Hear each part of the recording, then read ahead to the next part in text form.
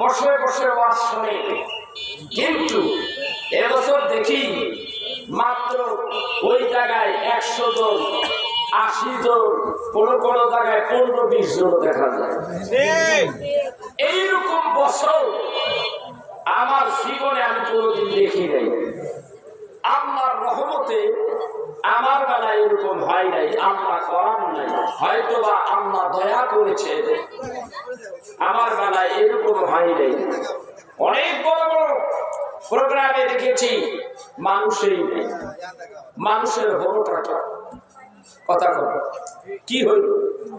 আজকে যারা ওয়াজ শুনতে আসছে বেশিরভাগই বুইয়া, দাড়ি পাকা, বয়স্ক, মধ্য বয়সের লোক। ইয়ং ছেলেরা কোথায়? ইয়ং জেনারেশন এরা কোথায়? এদের কি ওয়াজ লাগে না? এদের কি কোরআন হাদিসের কথা শোনা লাগবে না? এদের উপরে কি আল্লাহ নামাজ ফরজ করে নাই? এদের উপরে আল্লাহ রোজা ঈদে কয়দিন পরে রোজা, সামনের মাসের পরই রোজা, এদের উপরে কি আল্লাহ রোজা ফরজ করে নাই? না খালি বুঝা আমরা যারা বুঝিয়ে আছি কয় করো নাকি করবো, আমরাই করবো, ওরা করবে না? জোয়ানকালের ইবাদত আল্লাহর কাছে গ্রহণযোগ্য, এইটা 100-এ 100। বুড়া কালে ইবাদত করতে গেলে আপনারা প্রস্রাব কামায় শিশি দিতে ঢোকেন কি না? কথা হয় না। ঢিলা ব্যবহার করে, ঢিলা ব্যবহার করলে এই ঢিলা ব্যবহার করে আবার কমপক্ষে 40 কদম হাঁটে, হাঁটাহাঁটি করে। ভেতরে যদি কিছু থাইকা যায় তাহলে ওইগুলি দাঁড়িয়ে ওই ঢিলা মধ্যে একটু আসে, আবার দাঁড়িয়ে বসে, বসলে দাঁড়িয়ে পড়ে। কিন্তু বুইড়া কালে ওইটা ঠিক থাকে না, কথা ঠিক কিনা ধরে পড়ে। তাইলে আপনার ওইটা যদি ঠিক না থাকে, পবিত্রতা হাসিল হয়েছে? হাসিল হয় নাই, নামাজও নাই, আপনার নামাজও হলো না, আপনার ইবাদত হলো না। কথা কয় না? তাইলে এই বুড়া কালের ইবাদত আল্লাহর কাছে গ্রহণযোগ্যতা কতটুকু?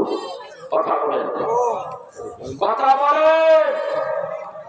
এ মুসলমান, এমন ইসলাম পাইছে একেবারে তৈরি, সামনাসামনি বিচার পাইছে, অথচ এই ইসলাম, এই দ্বীনকে প্রতিষ্ঠিত করতে আমার রাসূলের কত কষ্ট করতে হয়েছে। আপনারা এই ইতিহাস কিছু জানেন কিন্তু ভুলে যান, কথা ঠিক কিনা? ভুলাইলো কিসে?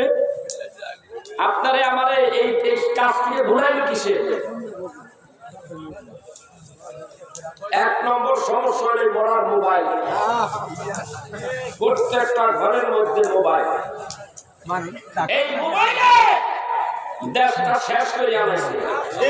এই মোবাইলে আপনার পরিবার বর্গ শেষ, আপনার সংসার জীবন শেষ, লেখাপড়া শেষ।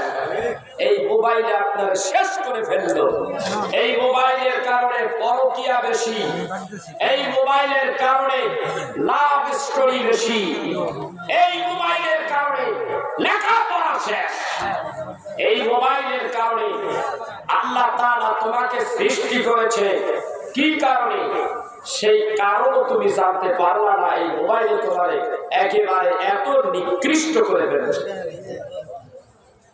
আল্লাহ রাব্বুল আলামিন বলেন, ওয়া মা খালাকুতুল জিন্না ওয়াল ইনসা ইল্লা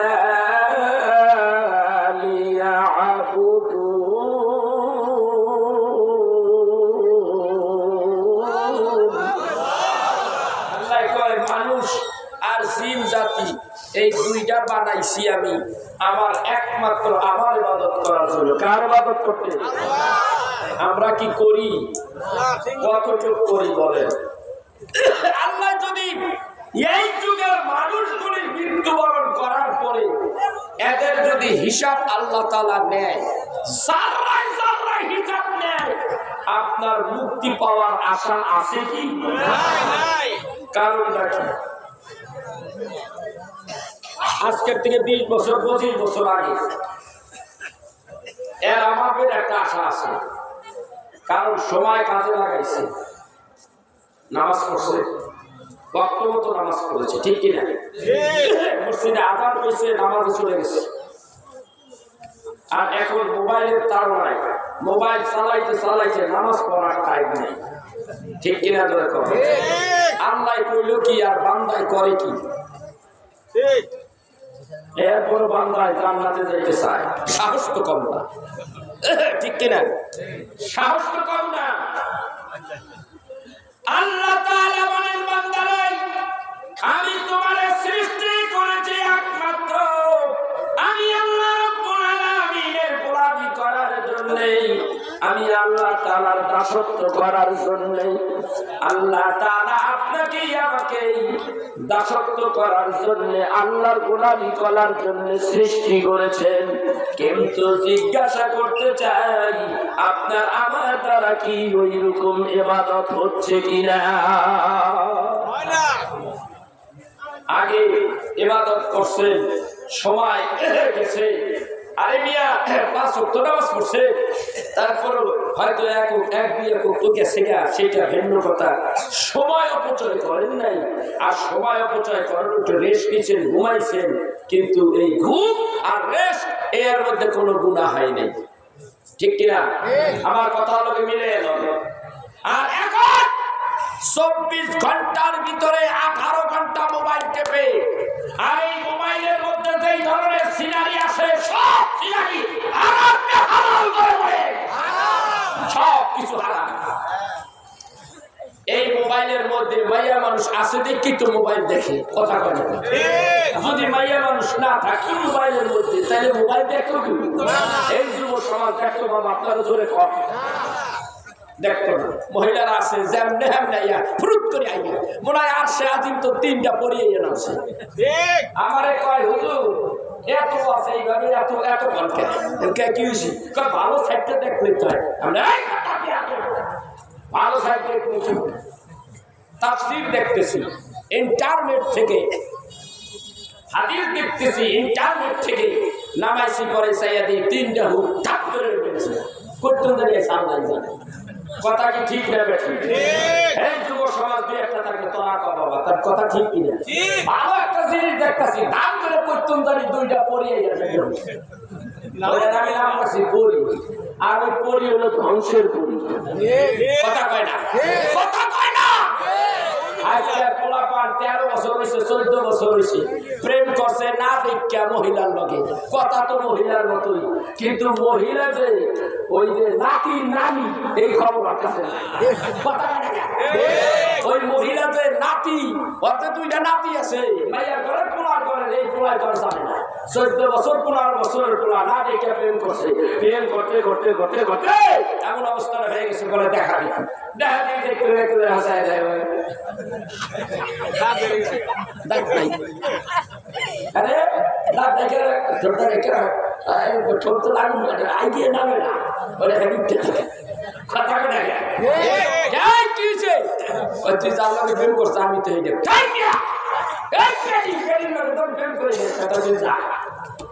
যাইতে পারি ওর ভিতরে প্রেমের আগুন লেগে গেছে, যাই দেখা সাক্ষাৎ হয়েছে, আসে তোরে ছাড়া তার আমি বাঁচবো যেভাবেই হোক, এরকম পরে বিয়ে শাদী হয়ে যায়, যায় কি যায় না? আমার এলাকার মধ্যে একটা করছে, একটা আমার বাড়ির পাশে একটা এমন গড়াই করছে, ছেলে তাকে পাহারায়, এই মহিলা ঢাকায় কাম করে, মহিলা নাতি আছে, ফিকার টিকার ভালোই আছে, তো এইটা বিয়ে আছে, কি করবো ধরিয়া গেছে, যাওয়ার কোনো কায়দা নেই, মানকে চিন্তায় হালাই দিছে, পরে বিয়া পড়াই গেছে, বিয়া পড়ানোর পর আর ঠিক মতো তাকে না ঢাকা যায় না, এইটা তো মামলা একটা হামদাই দিছে, মানে পুলিশের আর জড়িয়ে বাড়িতে তাড়াতাড়ি আমার মা বাবার উপর যখন পানিশমেন্ট শুরু করতো তো তাড়াতাড়ি এসে সংসার করার পরে ভালো করে করেন, আল্লাহর কাম কয়েকদিন পরে একটা ছাও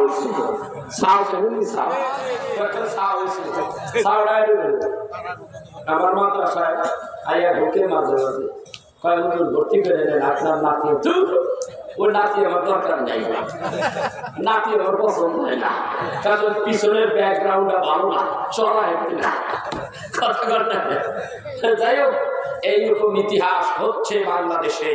ভাইরা, এইগুলি যদি বন্ধ থাকতো, এই যে ফেসবুক, এই যে ইন্টারনেটে দেখা, এই আর কথা বলা ঘন্টার পর ঘন্টা, এই কথা বলাগুলি যদি বন্ধ থাকতো, আর ইন্টারনেটগুলি যদি এইভাবে বাজে ছবিগুলি যদি বন্ধ করে দিত, তাইলেও একটা মেনে নেওয়া যাইত। আগে সিনেমা দেখতো, ডিশ এন্টিনা দেখতো, এই আর চাইতো বড় ভাইরাস এই ইন্টারনেট। ঠিক আসতে কর, ঠিক করে জোরে কর। আপনার আমি কইতে আছি, আপনার ভালো লাগে না, আপনার পোলা নষ্ট হতো, তা আমার কি? আমার তো কিছু না। আগে এই ওয়াজ করতে বলি, আপনার মেয়েটাও শেষ। একটা কথা বলবেন, যে ছেলে যেই মেয়ে ঘন্টার পর ঘন্টা 24 ঘন্টায় 18 ঘন্টা যদি মোবাইল চালায়, এই মেয়ের মস্তিষ্ক কি ঠিক আছে না নাকি? কথা কন, কথা কইলে ঝেঁকি মারবো 40টা, কথা কয় না। এইগুলি ছাড়তে হবে, এইগুলি ছেড়ে দিয়ে এই বাচ্চা ছেলেদেরকে কোরআনমুখী করতে হবে, হাদিসমুখী করতে হবে, এদেরকে কোরআন হাদিসের শিক্ষায় শিক্ষিত বানাইতে হবে।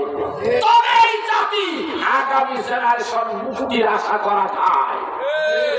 আপনি বলবেন ছেলে টেকতে আসা আমার কি? কিয়ামতের দিন আপনার দরবারে, তারপরে আপনি বাঁচতে পারবেন না। আপনি একা একা জান্নাতে যাইবেন গিয়ে, আর আপনার হাল পরিবারের থুইয়া এই রাইটটা আপনারা কে দিছে? কে দিছে সেটা বলেন।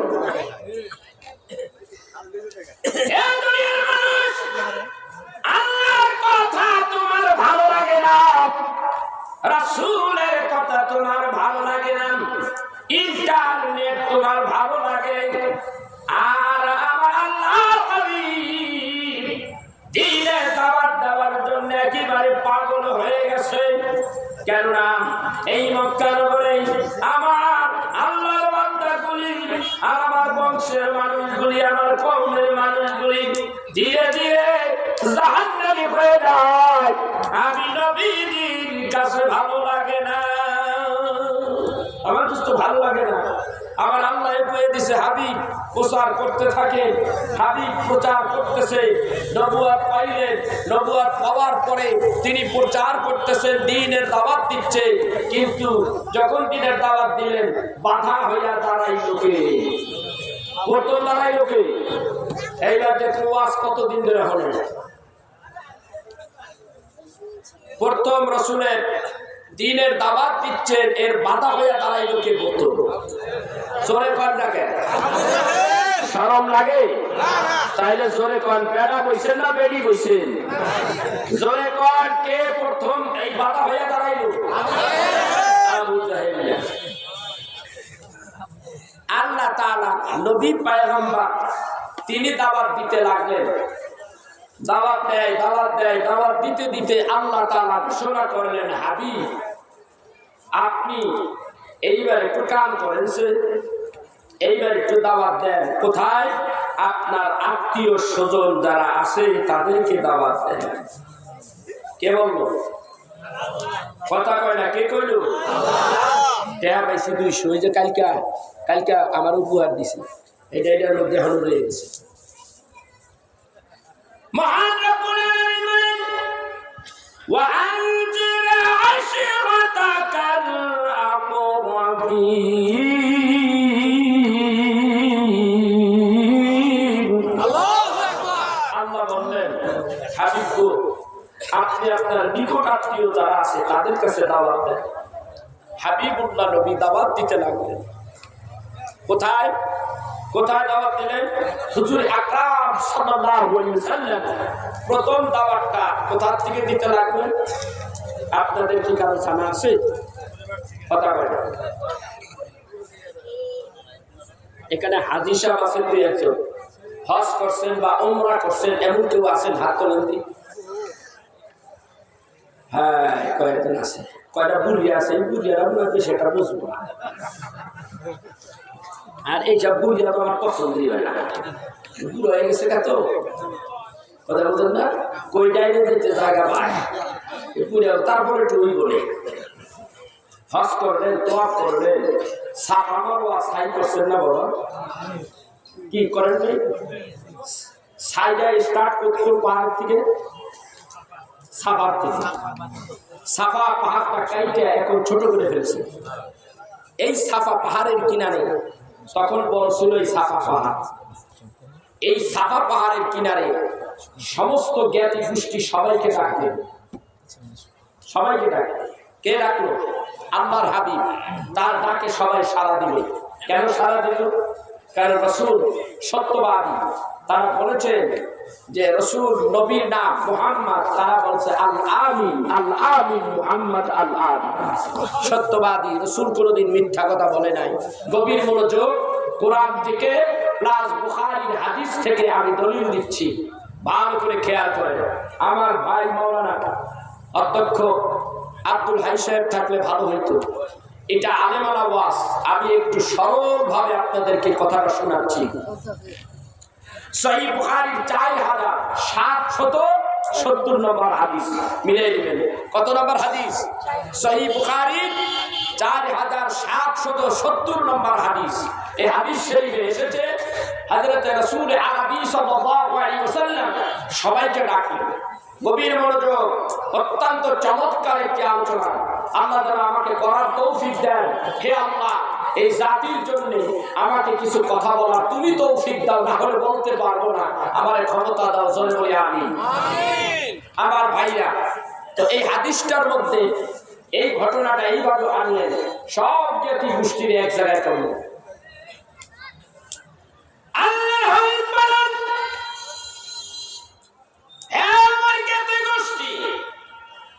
সাফা পাহাড়ের কিনারায় আমি আপনাদেরকে এখানে এনেছি। সাফা পাহাড়ের কিনারার দিকে কাবা বাইতুল্লাহ শরীফ দেখা যায়, খুব একটা বেশি দূরে না। এই যে সাফা আর ওই যে বাজারটা, ওইখানে হলো আল্লাহর ঘর, এখান থেকে দেখা যায়। এই জায়গায় দাঁড়াইয়া দ্বীনের নবী ডাকতে বলেন, ওই আমার জাতি গোষ্ঠীরা তোমরা শোনো, আমি যদি বলি এই পাহাড়ের অপোজিটে, এই পাহাড়ের ওই দিকে তোমাকে তোমাদের মারবার জন্য শত্রু বাহিনী ওত পেতে আছে, আমার এই কথাটা তোমরা বিশ্বাস করবানি? সবাই বললেন হ্যাঁ বিশ্বাস করি, অবশ্যই। কেন? আপনি হইলেন মুহাম্মদ আল আমিন, আপনি জীবনে কোনোদিন মিথ্যা কথা বলেন নাই গো নবীজি। ও গো নবীজি, আজকে আমি আপনি যে কথা বললেন আমরা তা আবার অস্বীকার করব কিভাবে? ও গো নবীজি, আপনি বলুন গো নবীজি, আরো কোনো কথা থাকলে আপনি বলতে পারেন গো নবীজি। তিনের নবী ডাক দিয়া বলেন, ও আমার জ্ঞাতি গোষ্ঠীরা, তাইলে শোনো, আমি যে সত্য কথা বলি, জীবনে কোনোদিন মিথ্যা কথা বলি নাই। আমার জ্ঞাতি গোষ্ঠী, আমাকে সত্যবাদী হিসাবে তোমরা মানো, তাহলে আমি নবী তোমাদের কাছে একটা মেসেজ দিয়া দেই। মেসেজটা হলো, তোমরা যেই দেব দেবীর পূজা করো, তোমরা যেই মূর্তির পূজা করো, এই মূর্তি পূজা করা তোমাদের জন্য, মানব জাতির জন্য হারাম। তোমরা পূজা করো, এইগুলি হারাম। তোমরা সেজদা করো, তোমরা গোলামি করো, দাসত্ব করো একমাত্র তার, যিনি তোমাকে সৃষ্টি করেছে, আল্লাহ। ঠিক আছে কিনা? জোরে বলেন, আওয়াজ দিয়ে কথা বলবেন। ওই আল্লাহর ইবাদত করো। কাফের গোষ্ঠী চোখে আগুন জ্বলে উঠলো, প্রথমে দাঁড়াইছে আগুন হাইবে। মুহাম্মদ কি বললা? আমার জাতি ভাইরা তোমরা শোনো, কে কয়? কে কয়? আবু লাহাব। আবু লাহাব। আমার জাতি ভাইরা শোনো, আব্দুল্লাহ গোলাম মুহাম্মদ সেই কথা বলেছে, মানুষদের নজরটা অন্যদিকে নিয়ে যাচ্ছে। এ কথা সঠিক নয়, সঠিক নয়। আব্দুল্লাহ গোলাম মুহাম্মদ যা বলে এটা সম্পূর্ণ বানোয়াট কথা। আমার নবী বলেন, না না, আমি কোনো বানোয়াট কথা বলি না। আমি যা কিছু বলি সবই আল্লাহর পক্ষ থেকে যা আসে আমার কাছে আমি তা বলি। মা ইয়ানতিকুম আনিল হাওয়া ইন হুয়া ইল্লা ওয়াহয়ুন ইউহা। কথা বলে আমার নবী যে কথা বলে সব কথা কার কথা ধরে বলে? সব আল্লাহর কথা, সব হলো ওহী। আমার নবী কোন নিজের নষ্ট প্রবৃত্তিকে অনুসরণ করে কোন কথা বলেন না। তিনি যত কথা বলেন সব কথা আল্লাহ। সুবহানাল্লাহ।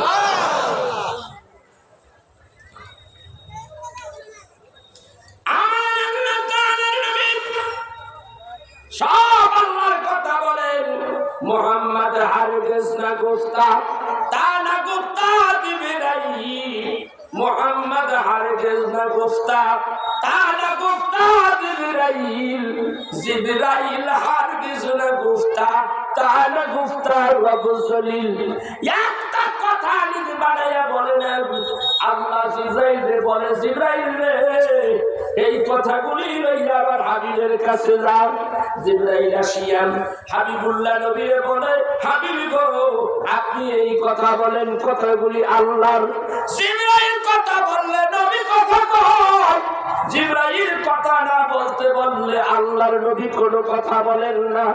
তাইলে প্রমাণ হয়ে গেল দ্বীনের নবী সব কথা তো আল্লাহর কথাগুলি জাতির সামনে প্লেস করে। ঠিক ঠিক আইলে কথা তো সত্য আছে। আবু লাহাব সেইটা উঠছে বুখারীর হাদিসে এসেছে। সে বলে দাঁড়াইয়া প্রথম পাথরটা নিক্ষেপ করে আমার আল্লাহর হাবিবকে টার্গেট করে। এই পাথরটা লেগে আমার রাসূলের এই কপালটার এই সাইডটা ফেটে যায়, রক্ত ঝরে যায়, আমার নবী কষ্ট পায়। আল্লাহ তাআলা বলেন হাবিব আপনি চিন্তা করেন না গো হাবিব, আপনার সঙ্গে যে ব্যবহার করেছে ওই আবু লাহাব আর কুরাইশ বংশ আর যত কাফের আছে মক্কার যত কাফের আছে আমি আল্লাহ সব দেখেছি। আমি তো আপনাকে এখানে পাঠাইছি দ্বীনের দাওয়াত দেওয়ার জন্য। হাবিব গো দ্বীনের দাওয়াত দিতে যাই আজকে আপনি রক্ত ঝরাইলেন আমি আল্লাহ দেখেছি। আবু লাহাব আপনার কপাল ফাটাইয়া দিয়েছে। আমি আল্লাহ তাআলা আবু জাহেলের উপরে এত বেদার হয়েছি। আমি আবু জাহেলের জন্য আমি আল্লাহ তাআলা ভৎসনা দিচ্ছি। আমি আল্লাহ রাব্বুল আলামিন এই মুহূর্তে আমি আল্লাহ তাআলা আবু লাহাবের জন্য একটা সূরা নাযিল করে দিলাম। সূরাটার নাম কি? সূরা লাহাব।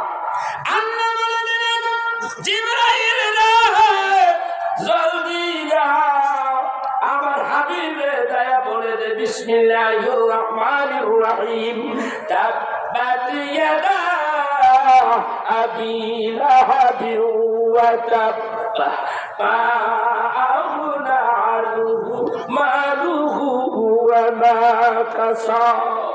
তাব্বাত ইয়াদা ধ্বংস। আবু লাহাবের দুই হাত ধ্বংস হয়েছে। ধ্বংস হচ্ছে নিজে, তার ধন সম্পদ যা আছে সব ধ্বংস হয়ে যায়। আল্লাহর গজব ওর উপর পড়ে গেছে। বন্ধুগণ আমার সহিহ বুখারীর হাদিসে এসেছে আজকে সে অভিশাপের ভাগী হলো। বেয়াদবি করেছে কার সাথে? চিৎকার দিয়ে বলেন বেয়াদবি করেছে কার সাথে? আওয়াজ দিয়ে বলবেন না নারায়ে তাকবীর। আওয়াজ হাত তোলেন লিল্লাহি তাকবীর। নারায়ে তাকবীর। নারায়ে সালাত। কত বছর শিখাইছিলাম না? বলেন আল্লাহু আকবার। আজকে বললে হবে না, হাত তুলে বলেন আল্লাহু আকবার। আরেকবার বলেন ইয়া রাসূলুল্লাহ। আল্লাহ চাই কি চাই না? রাসূল চাই কি চাই না? আল্লাহ রাসূল চাইতে হলে আওয়াজ জোরে হবে, জোরে আওয়াজ দিতে হবে। মুসলমান পাপ কাজ করতে করতে ইমানি পাওয়ার একেবারে থেমে গেছে। ভাইরা, আল্লাহর হাবিব অভিশাপ দিলেন, আল্লাহও অভিশাপ দিলেন। আল্লাহর নবী বললেন তোর মৃত্যু হবে, তুই পয়সা মরবি। যে কাজটা আজকে করলি, আমি দ্বীনের দাওয়াত এখান থেকে শুরু করতাম। আমি নিজে সেই সাফা পাহাড়ের কিনারে দাঁড়িয়ে এই হাদিস এবং কোরআন থেকে বর্ণনা দিয়েছি, জাতির উদ্দেশ্যে একটা বক্তব্য দিয়েছি, যেটা এখনো আমাদের ইন্টারনেটে জাতি যেন খারাপ কাজ থেকে ফিরে থাকে। সেই জন্য এই কথাগুলি আমি ওই সাফা পাহাড়ে দাঁড়িয়ে কথাগুলি তুলে ধরেছি। আপনারা ইন্টারনেটে দেখতে পারেন, সুন্নি ওয়াজ মিডিয়া সার্ভিস সার্চ দিলে আপনি অনেক সুন্দর সুন্দর কথাগুলি পাবেন। এখানে আপনার অনেক কিছু শেখা আছে।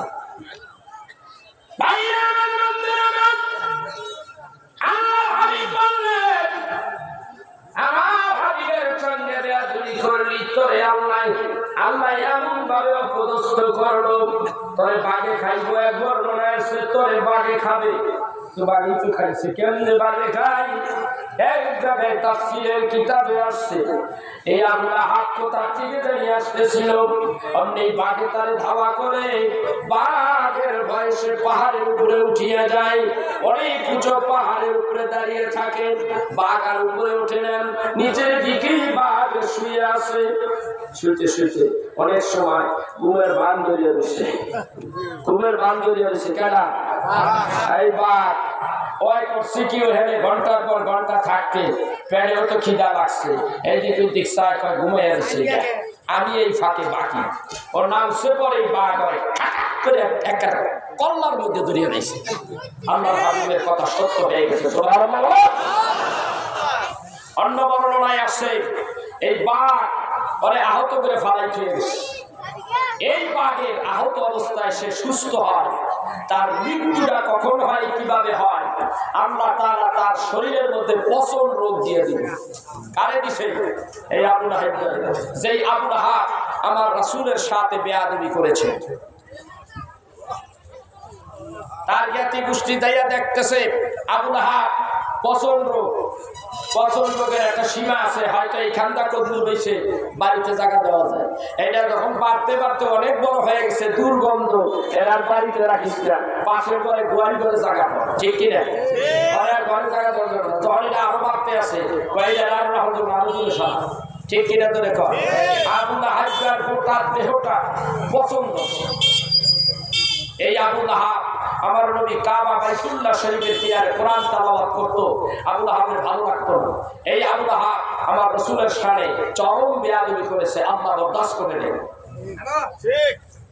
শেষ পর্যন্ত এমন অবস্থা হয়েছে, তার আত্মীয় স্বজনেরা তাকে কি করেছে, তাকে একেবারে দূরে মরুভূমির মধ্যে ফেলে রাখছে। দুর্গন্ধ ছড়াবে, ওই দেশে তো মাটি মুটি কিছু নাই। শেষে বড় বড় পাথর দিয়া ধ্যান মারতে মারতে জিন্দা নারী জেতা নারী পাথর দিয়া ডাইকে ঢুকে ফেলে গেছে। আল্লাহ পারে কি পারে না? রাসূলের শানে বেয়াদবি করলে এরকমই হয়। কত কষ্ট দিনের দাওয়াত, কত কষ্ট আমার রাসূল এই দ্বীনের দাওয়াত দিয়েছে, কত কষ্ট করে আজকে আমরা সেই দ্বীনের পথের পথিক দাবিদার। নাম লিখতে মোহাম্মদ আব্দুর রহমান, মোহাম্মদ আব্দুল করিম, মোহাম্মদ আব্দুল রাজ্জাক, মোহাম্মদ যেই ধর্ম, মোহাম্মদের যেই ধর্ম, এই ধর্মের কর্ম নাই, কিন্তু খোলাসা আছে, সাইনবোর্ডটা ঠিকই আছে। কথা কয় না? আজান হয়, নামাজ পড়ে না, এটা কি মুসলমান না মালায়ু?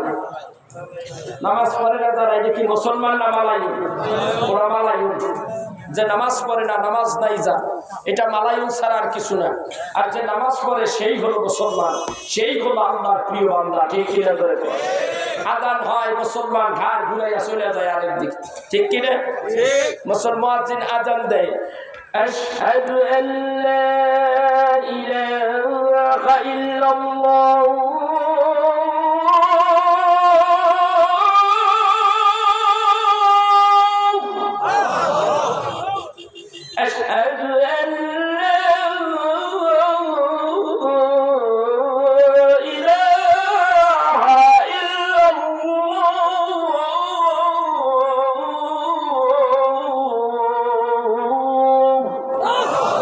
সুন্দর আজান, কত মসজিদে কত মুয়াজ্জিন আছে এমন ভাবে সুললিত সুকণ্ঠে আজান দেয়, কলিজাটা মনে হয় একেবারে মসজিদের দিকে মনে হয় সিটকে চলে যেতে চায়। এমন কিছু বাদর আছে আজান হয় মসজিদে যায় না, আছে না নাই? এরা কি মানুষ? শয়তানের বন্ধু। ওয়াজ মাহফিলের মধ্যে আসে না, ওয়াজ লাগে না তাকে। তাকে লাগে কি জানেন?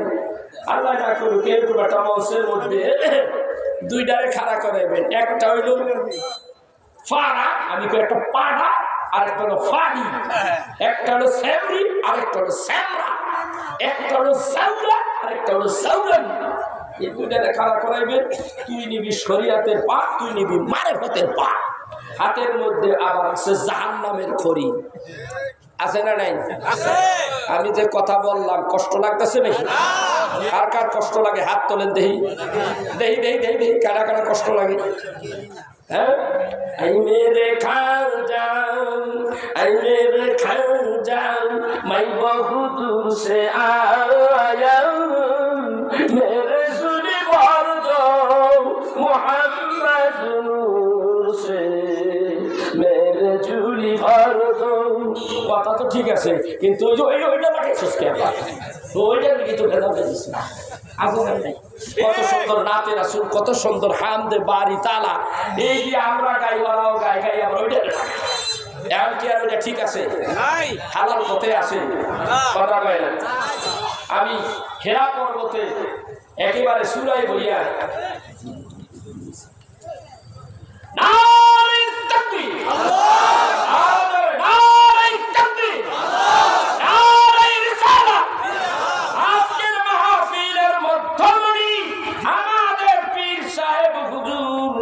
আজকে এসেছেন ফুরফুরা দরবার শরীফের মুজাদ্দিদে জামান আলা হযরত দাদা হুজুর পীর কেবলা রাহমাতুল্লাহ আলাইহি দৌহিত্রের সাহেবজাদা পীর কামেল শাহ সুফি আলহাজ হযরত মাওলানা মুফতি মুহাম্মদ আজমতুল্লাহ সিদ্দিকী আল কুরাইশি জিন্দাবাদ বলেন, জোরে বলেন জিন্দাবাদ, মারহাবা কোন মারহাবা। আইসে বেলার না খুশি, কারা কারা বেজার হাত তুলেছে দেখি আল্লাহ, কিন্তু হাত তুলে খুশি নেই।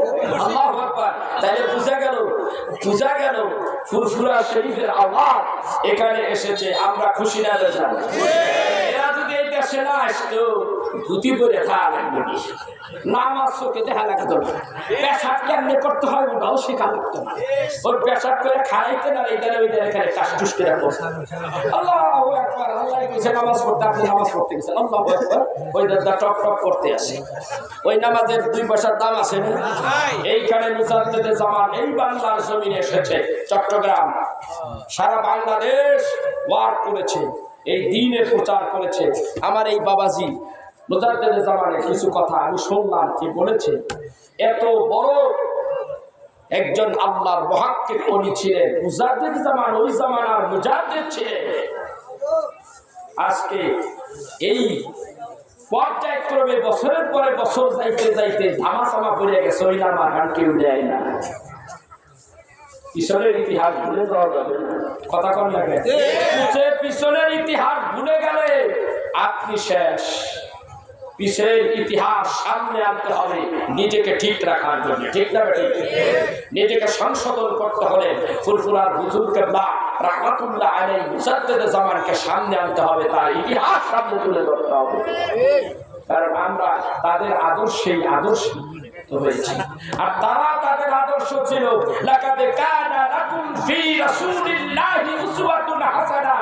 তারা সব সময় আল্লাহর হাবিব কিভাবে খাইতেন, কিভাবে চলতেন, কিভাবে বাজার করতেন, কিভাবে নামাজ পড়তেন, কিভাবে রোজা রাখতেন, সম্পূর্ণটাই তাদের চাল চরিত্রটা সম্পূর্ণটাই রাসূলের চরিত্রবান ছিল। আর ওইটা দেখে দেখি আমরা শিখছি, ঠিক না বেঠিক? কারণ আপনারা আল্লাহ আইয়া শিখে দেয়নি, কোনো না কোনো আল্লাহ দলিল মাধ্যমে সাহাবীদের যুগে সাহাবীদের মাধ্যমে শেখা হয়েছে, ঠিক না বেঠিক? সেই জন্য তাদের কথা আমরা ভুলে না যাই। বলতেছিলাম সহিহ বুখারী 4770 নম্বর হাদিস শুনিয়ে দিলাম। এখন রাসূলের সাথে যখন বেয়াদবি করলো কোথায় বসে? ওই যে সাফার কিনারে, সাফা পাহাড়ের কিনারে যে বক্তব্যটা আমি দিয়েছি ওখানে সম্পূর্ণ ডিটেলস আলোচনা করেছি। আল্লাহ তাআলা বললেন যখন সব কাজে ডাকো, তোমার জ্ঞাতি গোষ্ঠী আহার পরিবার যারা আছে তাদেরকে তোমরা ডাকো। রাসূলের অপরাধটা কি ছিল? তাদেরকে মুক্তির কথা, তাদেরকে নাজাতের কথা, তাদেরকে জাহান্নাম থেকে বাঁচিয়ে দেওয়ার কথাগুলি আল্লাহ হাবিব বলেছেন। আল্লাহ বলেছেন ওয়া আনজির আশিরাতাকাল আকরাবিন। আল্লাহ বলেছে তোমার জ্ঞাতি গোষ্ঠীকে ডাকো, ডেকে তাদের কাছে তুমি এই হেদায়েতের বাণী তাদের কাছে প্রচার করে দাও। অপরাধটা তো শুনে এইটুকুই, তার জন্য পাথর মারল আল্লাহ রাব্বুল আলামিন আবুল হাইবের গজবের মধ্যে ফালাই, শেষ করে পাথরের গুতা খেয়ে আবুল হাইবের বলল ঠিক না ঠিক? রাসূলের দুশমন সরে রাখো, আল্লাহর হাবিবের দুশমন যেখান দিয়ে করো না কেন দুশমন। অল্প একটু করে অভ্যাস তোমার আছে, তোমার সারা জীবনের অভ্যাস একটু একটু করে রাসূলের সাথে বেয়াদবি করো, মরার আগেও শাস্তি ভোগ করে দিবে।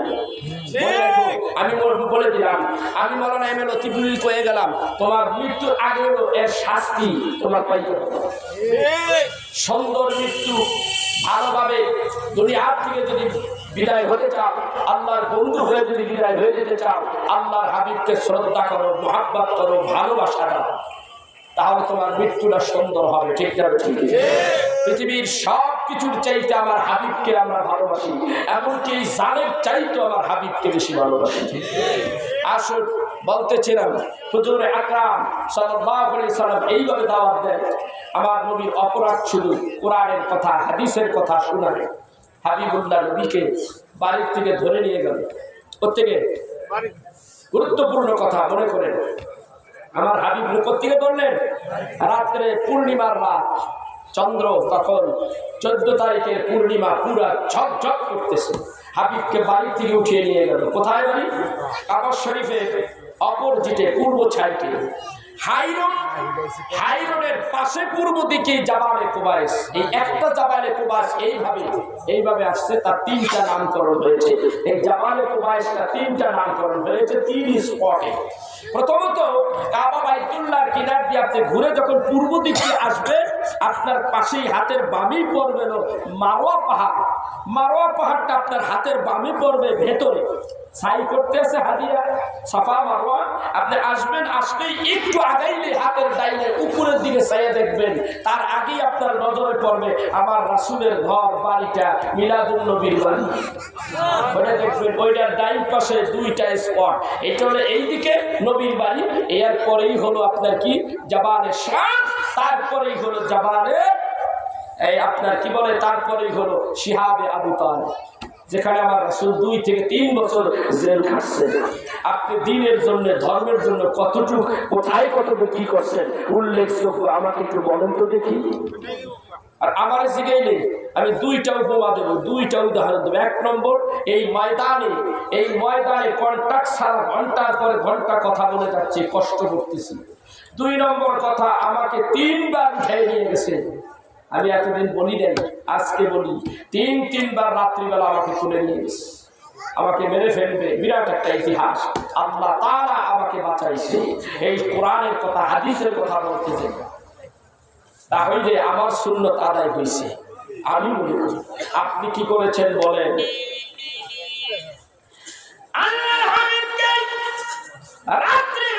পূর্ণিমার রাত্রিবেলা তাকে তুলে নিয়ে গেল। হাবিবুল্লাহ নবীর বাড়িটা হলো মদিনায়, এই দিকে হলো হিজরতের রোড আগাইয়াম, আর এই একটাই রোড চলে গেছে মদিনার দিকে, হাইওয়ে রোড মদিনার দিকে। হাজী সাহেব খেয়াল করেন, ওই হাজী সাহেব দেখেন, খেয়াল করেন, ওই রোডটাই চলে গেছে মদিনার দিকে। আমার ভাই, আমার বন্ধুরা, ওই ডান দিকেই হলো নবীর বাড়ি, তারপরেই হইল জাবালে কুবাইস পাহাড়টা, এরপরে জাবালে শাম, তারপরেই হইল শিহাবে আবু তালেব। একটা একটা করে আমি আপনাদের কাছে বর্ণনা দেব। কত কষ্টের দিন, কত কষ্ট করে আমার আল্লাহর হাবিব কষ্ট করে এই দিনকে আজকে এই পর্যন্ত এনেছে। তোরটা পাইছেন তো? উঠে গেলেন, তোরটা পাইছেন। আমি এই বছর ঘুরে আইছি, দাঁড়ায় দাঁড়ায় কাঁদছি আর কাঁদছি, চোখের পানিতে আমার বুক ভেসে গেছে। কত কষ্ট করেছে। এই হাই রোডের এই পারে হইল আবু জাহেলের বাড়ি, 10,000 টয়লেট। আর এই রোডটার ওই পারে কত দূর হবে? এই মাহফিলের প্যান্ডেলটা হলো আবু জাহেলের বাড়ি, আর ওই শেষ মাথাটাই হলো আমার রাসূলের বাড়ি। আচ্ছা বলেন তো দেখি, আপনার একটা কঠোর একজন দুশমন, একজন ব্যক্তি আপনার সদা সর্বদা ক্ষতি করে, এই লোকটা আপনার বাড়ির পাশে এইভাবে খালি উৎপাইতে চাইয়ে থাকে আপনার ক্ষতি করার জন্য, ওই জায়গায় আপনি কতক্ষণ সুস্থ বসবাস করতে পারেন? আবার একটু বলেন তো দেখি। সম্ভব? সম্ভব? কত বড় জানোয়ার আবু জাহেল! আমার রবির বাড়ির দিকে একেবারে সামনে এইভাবে চোখ লেগে থাকে।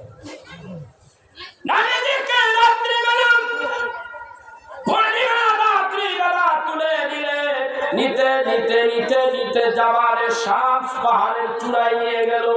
আল্লাহর হাবিব যাইয়া দেখে ওখানে আরো কিছু মানুষ আছে, আর একজন ব্যক্তি বসে আছে একটা চেয়ারের মধ্যে। ওই চেয়ারটাই ছিল স্বর্ণের চেয়ার। ওই চেয়ারের মধ্যে বসেছে ইয়ামনের বাদশা হাবিব বিন মালিক। বাদশা হাবিব বিন মালিক রে আনছে নবীর বিচার করার নির্দেশ। নবীর বিচার করবে বাদশা হাবিব বিন মালিক। এ বাদশা হাবিব বিন মালিক, আমি তোমাকে এখানে দাওয়াত দিয়ে আনিছি, কারণ হলো আমরা যার ইবাদত করি, উপাসনা করি, আমরা মানাত লাতের উপাসনা করি, শামসের উপাসনা করি, এইরকম অনেকগুলি মূর্তি আছে, এই মূর্তির উপাসনাগুলি করি। এই মূর্তির উপাসনা করি বিদায় আব্দুল্লাহর পোলা মুহাম্মদ আমাদের মূর্তি পূজাগুলির নিন্দা চর্চা করে। এটা কি সহ্য করে নেওয়া যায়? আমাদের বাপ দাদার এই ধর্মের মধ্যে চুলকানি মারতেছে, আমি আবু জাহেল কেমনে সহ্য করি? ও বাদশা, এটা বিচার তুমি করো। আব্দুল্লাহর পোলারে তো দিয়ে আসি হযরতে বাদশা হাবিব বিন মালিক হযরত বসাইছে, কিন্তু কারণ আছে। বাদশা হাবিব বিন মালিক খুব জ্ঞানী মানুষ, ওর মতন তো ফাড়া দামরা ফাড়া জাউরা অত জন্মেরই ঠিক নেই। আবু জাহেলের বাপকে ডাইস পর্যন্ত কেউ বের করতে পারে না, ওর জন্মের ঠিক নেই তো। ও ব্লাডি বাস্টার, অবৈধ সন্তান, জারুর সন্তান, রসুলের চাচাই গেল। ওই পাশেই এমনি এমনি চাচা, ও চাচা মিয়া, ওই মুহে চাচা। কথা বুঝতে পেরেছে? এই আবু জাহেল বইতে আছে, এই নালিশগুলি দিছে। তিনি বাদশা মানুষ, তিনি বসে আছেন, বসে থাকার এখানে আসার আগে আর একটা কাম ঘটাই দিছে আল্লাহ নবী। সুবহানাল্লাহ। সেটা আমার পরে করবো। চুপ করে বসে আছে। জীবনে আব্দুল্লাহর পোলা মুহাম্মদের দেখিলে ইতিহাস শানে হাবিবুর রহমান কিতাবের মধ্যে আল্লামা মুফতি নইমি ইয়ার খান রাহমাতুল্লাহ আলাইহি, পাকিস্তানের বড় মুফতি সাহেব, উনি বিস্তারিত এখানে আলোচনা করেছেন। সে কথাগুলি আমি বাস্তবে আরবের মক্কা নগরের সঙ্গে মিলাইছি, সেই জন্য এই ওয়াজটা করতেছি। বাধ্য করেছেন আপনারা, কারণ আপনাদের উপস্থিতি এত কম কেন? আরো উচিত ছিল আজকে উচ্চে করে ভিড় দেওয়া উচিত ছিল, কারণ আজকে শেষ দিন। আপনাদের দোয়ার দরকার আছে না নাই? দোয়া ছাড়া বাঁচতে পারবেন? আমার একটু কম, দোয়া ছাড়া বাঁচতে পারবেন? এই দোয়া মুসিবতকে দূরীভূত করে দেয়, ঠিক কিনা করে কয়? যে ব্যক্তি দোয়া করে না, তার বাড়িতে খালি মুসিবত একটার পর একটা লেগে থাকে। আর বেশি বেশি দোয়া করলে আল্লাহ মুসিবতকে দূর করে দেয়, ঠিক কিনা করে কয়? এইটার সঙ্গে বেশি বেশি দান খয়রাত করলে সঙ্গে সঙ্গে মুসিবত দূরে যায়, বাড়ির তো পড়ায়, ঠিক না? ঠিক ভাই আমার গভীর মনোযোগ। এইবার যে কথা বললেন আবু জাহেল যা যা কইল, এখন বাদশা তিনি কোনো কথা বলেন না। তিনি বলতেছেন যে আবু জাহেল, তুমি তাকে এইভাবে প্রেসার সৃষ্টি করো না, আমি তার সাথে কিছু কথা বলি। বলে না, আমি আমার কথা শেষ পাই নাই, আমি কিছু কথা তাকে বলবো। আজকে আমি বলতে চাই, কারণ আমি আপনাকে দাওয়াত দিয়ে আমার দেশে আনছি, হ্যাডমগিরি দেখায় নিজের দেশে আনছে। যে শোনেন, আমি দেখতে চাই আব্দুল্লাহর পোলা, আজকে তার লাস্ট একটা পরীক্ষা করব আমি। যদি সেই পরীক্ষায় উত্তীর্ণ হয়, তাহলে আমি বুঝবো সত্যিকারের নবী। একটা মিশা কথা যেটা করলো এটাও মিশা দেখতে করে নাকি। আমার কয় আব্দুল্লাহ বলা, তুই যে আজকে আইসোস তো বুঝতে পারছো পরিবেশটা কেমন, অবস্থা কিন্তু খারাপ। একটা দরিয়া পাহাড়ে নিয়েছি, রাইতে কোনো আত্মীয় স্বজন কেউ নাই, এত ধাক্কা হালাই দিলে শেষ, মাইরে লাইলে কলবা লেটা দুইটা ভাগ করে লাইলে শেষ। বুঝতে পারছো? আপনাদেরকে আমি জিজ্ঞাসা করি, হাবিবুল্লাহ নবী ডরাই না? ডরাই না প্রিয়ার? হাবিব কি ডরাই কেউ? হায় হায় হায়, ডরাই না প্রিয়ার না। কোথায় আইছো? ভুল নাম্বারে ডায়াল করছো। কথা কয় নাকি? সব ডায়ালে হ্যালো হ্যালো পাই না, এই ডায়ালে হ্যালো হ্যালো হবে না। এই ডায়ালে তোমার কপালে পা আছে, আগাইতে থাকে। একটা চান্স দিতে পারি, বাঁচার জন্য একটা চান্স দিতে পারি। চান্সটা হলো ওই যে দেখো আকাশে গায়ে একটা পূর্ণিমার চাঁদ উদয় হয়ে রয়েছে। আমি আবু জাহেল বলি, তুমি যদি পারো তাহলে ওই চন্দ্রটারে দুইটা ভাগ করে দেখাও, ভাগ করে দেখাও। আল্লাহর হাবিব ডাক দিয়ে বলেন, চন্দ্রটারে যদি দুইটা ভাগ করা যায় তাহলে কি হবে? বলে, আমি বুঝবো তুমি সত্যিকারের নবী। মুনাফিক আর মিথ্যাবাদী কত প্রকার, কি কি, এইটা একটু বুঝানোর জন্য এখানে কথা আনছি। আর আপনিও একটু মিলাইয়া বলেন এই খাসালাটা আপনার মধ্যে আছে কিনা। কথা বলেন।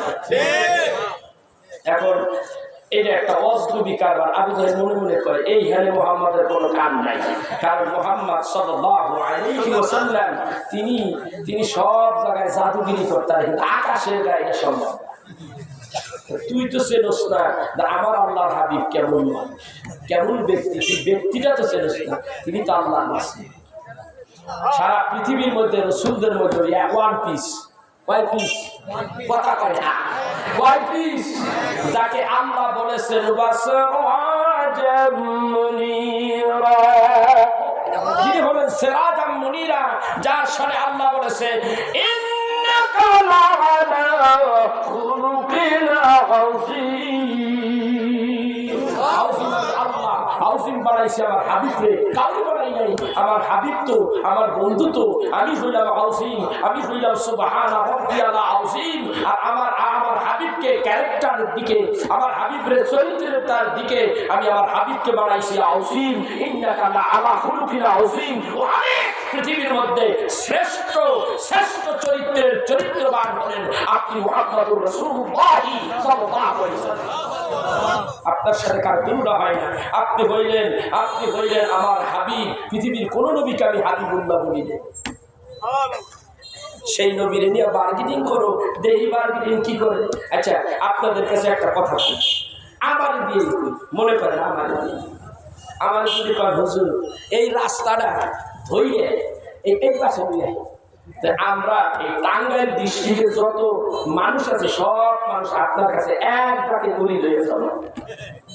আমি কি আসি বা গেছি? আমি তো ভাই একটা পিস দিয়ে ফুটা করে হেঁটে পাই কি এটা আমি পারবো না, আপনারা আমার কাছে মুড়ি ধরবেন।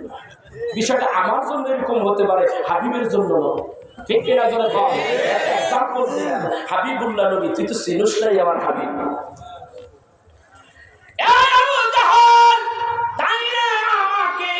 কয়েকটা মিনিট আমার সময় দাও। আচ্ছা দিলাম।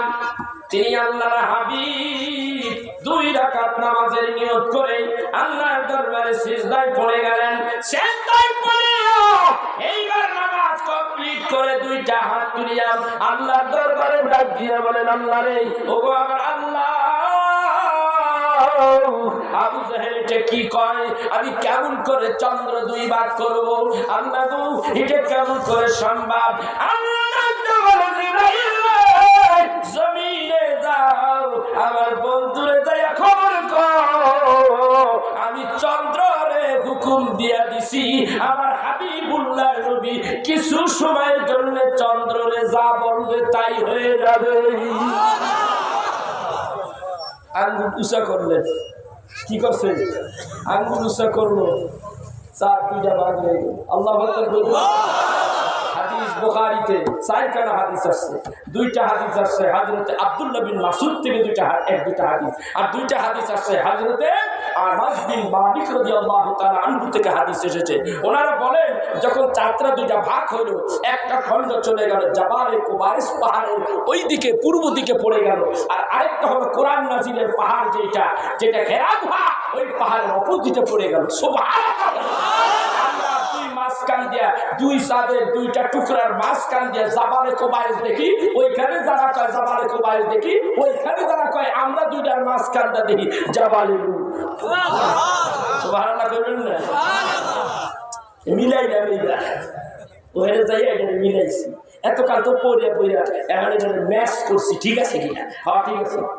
আবার নবীজিদের আত্মগোপন করেছে আবু বকরের নিয়ে যখন আত্মগোপন করেছে যে গুহাটার মধ্যে জাবালে সুর, সেইখানে আবু বকর বলেন ইয়া রাসূলুল্লাহ আমাদের মুখের কিনারে আসছে, ওদের ঠ্যাং দেখা যায়, একটু মাথা কাইট করে নেই আমাদের দেখে ফেলবে। ইয়া রাসূলুল্লাহ ওরা কত আর আমরা মাত্র 2 জন। আল্লাহ ডাকতে কয় ও আবু বকর চিন্তা করো না, আমরা 2 জন না, আমাদের সঙ্গে আরেকজন আছে। লা তাহজান ইন্নাল্লাহা মা'ানা, চিন্তা করো না, ওরা যদি নিচে এদিকে না আসে ওই ব্যবস্থা আল্লাহ করবে। নিচে চাবি তো আল্লাহ বলে দিচ্ছে। আল্লাহ দাঁড়াইয়া গেলাম, যাই এখন কি হয়েছে আসলে তো চাই মিলাইলাম। আমার এই পর্যন্ত একটু দেখা যায় আর একটু দেখা যায়, এই ছবি ভিডিও সব তুলে নিয়েছি। একেবারে আশ্চর্য কথা, ওইটার পাশে ভাইয়া নিয়ে বসলাম কতক্ষণ, বসার পরেও ওই গর্তটা আমার এইখানে আসে, উপরে ওঠে, ভিতরে ঢুকলাম, বহু কষ্ট করে নামাজ পড়লাম। সব কথাগুলি কোরআনের সাথে হাদিসের সাথে সম্পূর্ণ মিল আর মিল, তবুও একটু অন্তরের সাথে একটু মিলানের জন্য, তৃপ্তির জন্য গেলাম, দেখলাম। ঠিক এইখানে এই ঘটনাটাই ঘটলো। এখন এইদিকে পড়ে গেছে আমার হাবিবুল্লাহ নবী ডাকদা বলতেছে ও আবু জাহেল, আমি যে চন্দ্র 2টা ভাগ করলাম, এখন কি করিবা? চন্দ্র লাগাল জোড়া, কথা বলছেন না? এখন মানে ভিতরে তো কাম হয়ে গেছে না, কামটা করলো কি হইলোটা কি?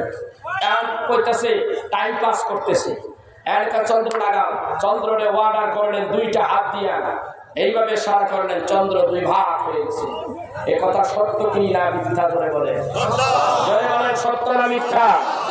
চন্দ্রের আরবি নাম কি? কামার। এই কামার, এই চন্দ্র, এই ঘটনা ঘটার কারণে আল্লাহ রাব্বুল আলামিন একটা সূরা নামাই দিলেন, 114 খান সূরা, তার মধ্যে একটা সূরার নাম রাখলেন সূরাতুল কামার। এই ঘটনাটা আল্লাহ রাব্বুল আলামিন সূরা আল কামারের মধ্যে প্রথম দিকে আলোচনা করলেন। আল্লাহ কত মহান, কত মেহেরবান। মুসলমান জাতি এই ইতিহাসগুলি কোরআন হাদিসের মাধ্যমে তোমার আমার সামনে তুলে ধরেছেন। সেই হাবিবুল্লাহ নবীকে এত তাড়াতাড়ি তুমি আমি ভুলে গেলাম। কেমনে বললেন? হুজুর কেমনে বললাম? আপনার উপস্থিতি নাই, এই জন্যই বর্ণ ভুলে গেছে। যদি উপস্থিতি আপনার থাকতো, এই বেতবাড়ি মাদ্রাসা এই মাহফিল আমি আসি আজকে 17-18 বছর ধরে, আমি তো চাইছিলাম আপনাদের উপস্থিতি ছোটে এই সাইডের যত বেড়াগুলো আছে সব আমি সবাই ভালো করছি, আপনার বেশি বড় করেন না। এই আমি চাইছিলাম এই প্যান্ডেলটা 3 গুণ হওয়ার কথা, কথা বলে যত বড়, এখনো বড় আছে, অনেক বড় প্যান্ডেল, কিন্তু 3 গুণ হওয়া উচিত ছিল। যেই কথা আমি আলোচনাই রসুলের প্রেম ভালোবাসা যদি আপনি ভাবি সত্যি ভাবতেন, আপনার নাতি পুতি নিয়ে এই মাহফিলে উপস্থিত হইলেন না কেন? তাহলে কি ভালোবাসলেন বলেন? আপনি জান্নাতে যাইবেন, নাতি পুতি ফোলা টোলা সব কি আপনি জান্নাতে যাবেন? আল্লাহ তাই না? কই যাইবেন? কই বাড়াই তাই না? কই যাস? আমার ডাকতেছ তাই 1 লাখ মুক্তির রাস্তা পয়দা করছাও, এই 1 লাখ ধরিয়ে কথা কি কষ্ট পান? যারা কষ্ট পায় এরা উঠে যায়, আর যারা মজা লাগে এরা এসে বসে।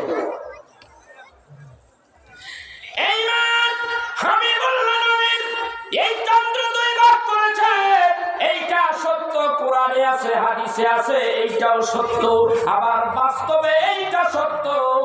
আমার ভাইরা, আমার বন্ধুরা, বিজ্ঞান কি চন্দ্রের দেশে গেছে কি যায় নাই? ভাইরা আমার, বন্ধুরা আমার, সম্ভবত ক্লাস 4-5 এর একটা বই আছে, ওই বইটার মধ্যে একজন বিজ্ঞানী কিন্তু চন্দ্র দেশে গেছিল, যাইয়া দেখে চন্দ্রটা এত কাছে, এই চন্দ্রটা এমন কাছে, কেন রে চন্দ্রটার মাঝখানে পাতা দেখা যায়। ওর নাম কি? Neil Armstrong. কথা কয় না কে? এ ব্যক্তি আসছিল খ্রিস্টান।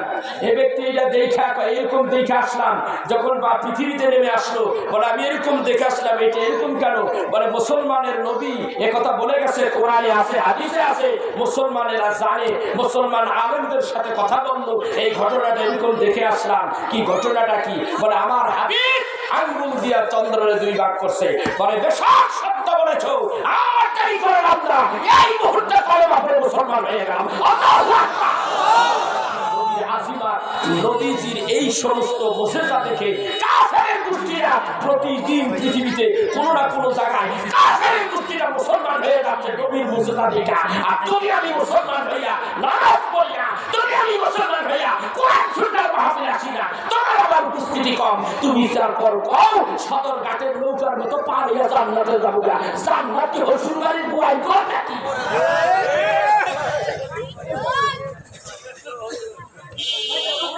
কথা কি ঠিক করছি?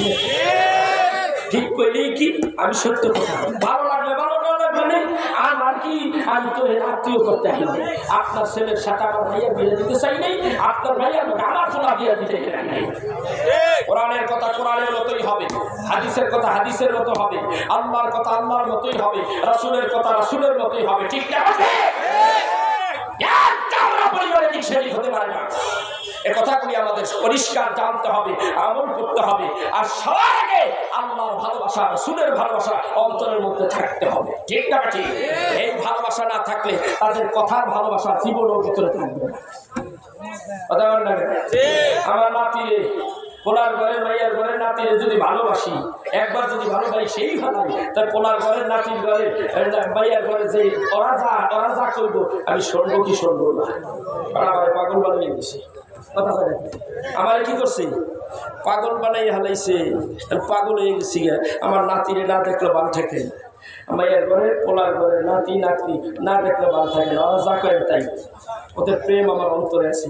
ঠিক আল্লাহর প্রেম, রাসূলের প্রেম অন্তরে না থাকলে তাদের কথা আপনার ভালো লাগবে না। কথা ঠিক না? ঠিক জোরে। সেই জন্যে আমি সবাইকে বলবো আল্লাহর প্রেম ভিতরে রাখুন। দুনিয়ার সমস্ত ভালোবাসাগুলি লাঠি মেরে বের করে বাঁচতে পারবেন না। ধর্ম তো যেই দিন ধর্ম, মরার যে যন্ত্রণা টের মরে গেছে, মইরা আবার জিন্দা হয়েছেন না। কথা বলে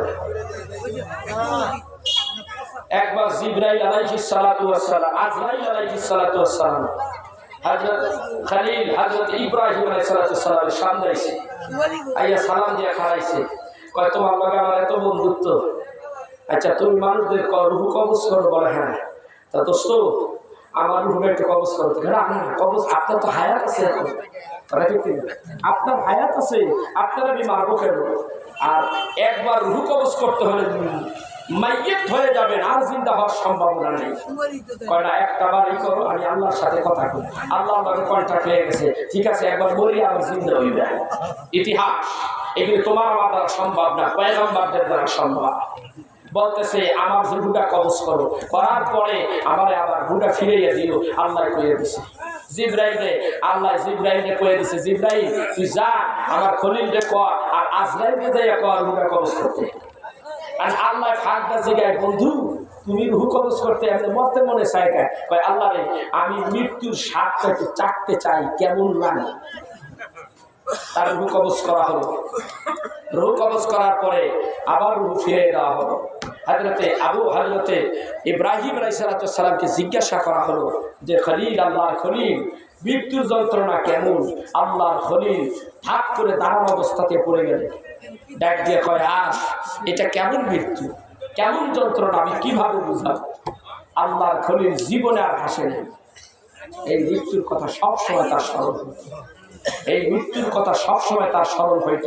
আমাদের হানাফি মাযহাবের ইমাম আযম আবু হানিফা রাহমাতুল্লাহ আলাইহি তার সামনে যখন আয়াতে কারিমা এইটা তেলাওয়াত করা হতো, ওয়ান্তাজুল ইয়াউমা আইয়ুহাল মুজরিমুন,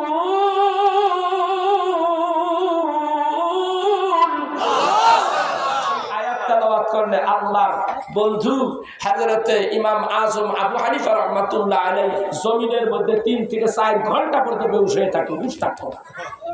যেরকম হুশ হইতো তার ছাত্ররা জিজ্ঞাসা, হুজুর কি হয়েছে?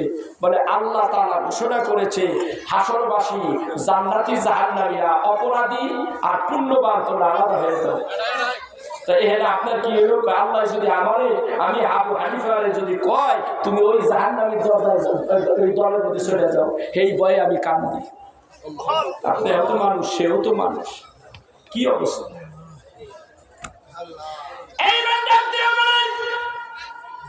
চন্দ্রটারে দুইটা ভাগ করেছো, চন্দ্রটারে লাগাইয়া দাও। চন্দ্রটারে লাগাইয়া দেওয়া হলো, যার প্রমাণ আমি ইতিমধ্যেই বলে ফেলেছি। এইবার ডাক দিয়া বলেন, আমি তো চন্দ্র 2 ভাগ করলাম, চন্দ্রটারে আবার লাগাইলাম, জোড়াও লাগাইলাম, কিন্তু পরিপূর্ণ ভাবে লাগে নাই। ওইটার ভিতরে একটু ফাটল দাগ আছে না নাই? এইবার আল্লাহর হাবিব তারে তো জিজ্ঞাসা করতে পারে, এটা তো সিস্টেমের কথা। ওগো আবু জাহেল, আমি তো তোমার কথাই চন্দ্র 2 ভাগ করেছি, চন্দ্র আবার লাগাইলাম। তুমি না ওয়াদা করেছো আল্লাহরে নাকি তুমি নবী হিসাবে মেনে নিবাম? আবু জাহেল ডাক দিয়ে বলে, এখন না, এখন না। কেন, কি হয়েছে? কি হয়েছে? বলে এই যে যা হইল সব কথার জবাব সকালবেলা হবে। কয় কি কয়? কথা কয় সকালবেলা হইল। কে সকালবেলা? কে তুমি চাইছাও? আমি নগদ নগদ কাম করছি, নগদ নগদ কাম, কোনো কথা নাই, যাচাই যাচাই দরকার আছে। কে কেছে? চোখ রাগায়। তুমি চোখে এরকম করো, আমি দেখতাছি আমার চোখে কি ধান্দা লাগছে, কি আমার সামনে কি করলা আমি তো বুঝতে পারতাছি না। সকালবেলা সব উত্তর দেওয়া হবে, সকালবেলা উত্তর দেওয়া হবে। কেন? আমাদের জাতি গোষ্ঠীর পক্ষ থেকে কিছু মানুষ সিরিয়া শাম দেশে গেছে, তারা তেজারাত করতে গেছে। আজকে সকালবেলা তাদের কাফেলা আসবে, আমি তাদেরকে জিজ্ঞাসা করব, গেল রাতে তোরা কি চন্দ্রের 2 ভাগ হইতে দেখছস? কত বড় হারে হারাম কথা চিন্তা করছে, মানে নিজে দেখছে এটার মধ্যে বেল্টি লাগাইল নি, আর অন্য মানুষ দিয়ে এটারই করবো, মানে যাচাই করবো। আল্লাহর কি কাম? সকালবেলা হইল ওই গোষ্ঠী ঠিক মতোই এসে করছে, তাদেরকে আল্লাহর হাবিব জিজ্ঞাসা করে, আল্লাহর হাবিব না কাফের ওই আবু জাহেল জিজ্ঞাসা করে, গেল রাইতে কিছু সময়ের জন্য তোমরা কি আকাশে চাঁদ দেখেছো? বলে, হে মক্কার সর্দার, আমাদের লিডার শোনো, গেল রাতে আমরা চন্দ্র আকাশে দেখি নাই, 2টা টুকরা হয়ে দেখি 2 দিকে চলে যাচ্ছে। আমরা তখন চিন্তা করলাম কিয়ামত হয়ে যাচ্ছে দেখি। আরেকটা কাফেলায় অবস্থা, আরেকটা কাফেলার জিজ্ঞাইল, একই অবস্থা। ডাক দিয়ে বলে, ও চাচা, আমার ভাইকে চাচা, মুখের চাচা, তুমি বলো এইবার কি করবান? ডাক দিয়ে বলে, কিছু করার নেই বাতিরা মুহাম্মদ রে, আগে ভাবছিলাম তুমি ছোট্ট জাদুকর, এখন দেখি তুমি মহা জাদুকর। নাউজুবিল্লাহ। কত বড় হারে হারাম দাদা চিন্তা করছেন, এত বড় একটা মুজিজা আপনার কি মাথায় ধরে? কি একটা মুজিজা দেখাইলো, তারপর ওর কপালে হেদায়েত নাই। আল্লাহ কয়, মাইয়াহদিহিল্লাহু ফালা মুদিল্লা লাহু ওয়া মান ইউদ্লিলহু ফালা হাদিয়া লাহু। হেদায়েত থাকলে আল্লাহ কয় তার হেদায়েত দেই, কেউ তারে গোমরাহ করতে পারে না। আর যার কপালে হেদায়েত নাই, যত দাওয়াত দেন ওর কপালে হেদায়েত লাগবে না। রাসূল দোয়া করেছেন কাবা শরীফের কিনারে 2 জনের জন্য, হযরত ওমরের জন্য আর আবু জাহেলের জন্য। দোয়া কবুল হয়ে গেছে। আর হযরত ওমরের জন্য, ওমরের কপাল ভালো, তার দিল ভালো, ওমর মুসলমান হয়ে গেছে। আর কপাল এত ভালো, আল্লাহ রব্বুল আলামিনের হাবিবুল্লাহ নবীর কাছেই হযরত আবু বকর, হযরত ওমরের জায়গাটা আল্লাহর নবী করে দিয়েছে। এই হলো প্রেম, এই হলো ভালোবাসা। নবী দুশমন আবু জাহেল্লা ওরে রাখছে কোথায়? বদরের ময়দানে। ওর কবরটা যে কোথায় কেউ খুঁজে পায় না। আনতাজে কুনতাজে যে বড় বড় পাথর মারে, মুচাও দেখছে খুলে ঠাস ফুস। সৌদি সরকার ওইটারে হয়তো বহুত চিন্তা করছি ওই জায়গায় যাইতে হয় না। আমি যখন যাওয়া ধরছি তখন একটা উল্টা পাল্টা বাসি বাসায়, আমি তো সে আত্মা চুপ হচ্ছে, কে সন্ধ্যার পরে একটু লাইট তখন চিন্তা এই রুম বাজতেছে হরন বাজে কারণ আমি ফিরে নেবো নাকি চিন্তা করলাম যে হেরে যাওয়া যাবে না কিন্তু গজব টজব যা দেওয়ার কাম হেরে দিয়ে দিচ্ছি আমার ভাইরা সবাই যায় হেরে শুধু তাই না যখন আবু জাহেলের বাড়িতে টয়লেটে যায় আমি এবছর আমার কাছে নাই কে ওই একটু প্রস্তাব টস্তাব করে ওজু টজু করি কোন এটাকে আবু জাহেলের জায়গা কি টয়লেট খানা ওদের টয়লেট খানা হয়েছে কি হয়েছে আমার হাগানো তার কোনো চাপ নাই আমি হোটেল থেকে সব মেরে দিয়েছি কয়টা আবু জাহেল আসেন আসলে একটু ভেজা নবী অনুরোধ করতেছো আমি গেলাম পরে একটু চা পাইছি তো ভিতরে গেছি ভিতরে যাইয়া মাইয়া দিছি এর মধ্যে ভেতরে হাত বোর্ড দিয়া খালি ভাগ করা হাত বোর্ড দিয়া কইতে আছে এই কি কর হাইরি হেতার হেতার মারে হাত মারে শুদ্ধ একার গেলে লোয়া ডালিয়া তুই তুই কেনা আর স্কুল দিয়ে গেছে না আবু জাহেলের থোতার উপরে প্রস্তাব করতেছে বাইরে সে বলে খানে কি এখন এত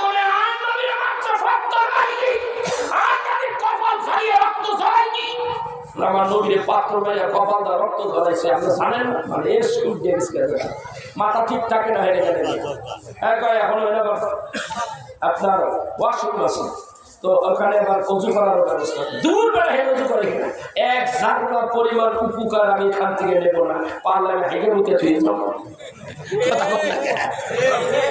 অল্প জায়গা দিয়ে অজু করছি মানে এটা আমার থিওরি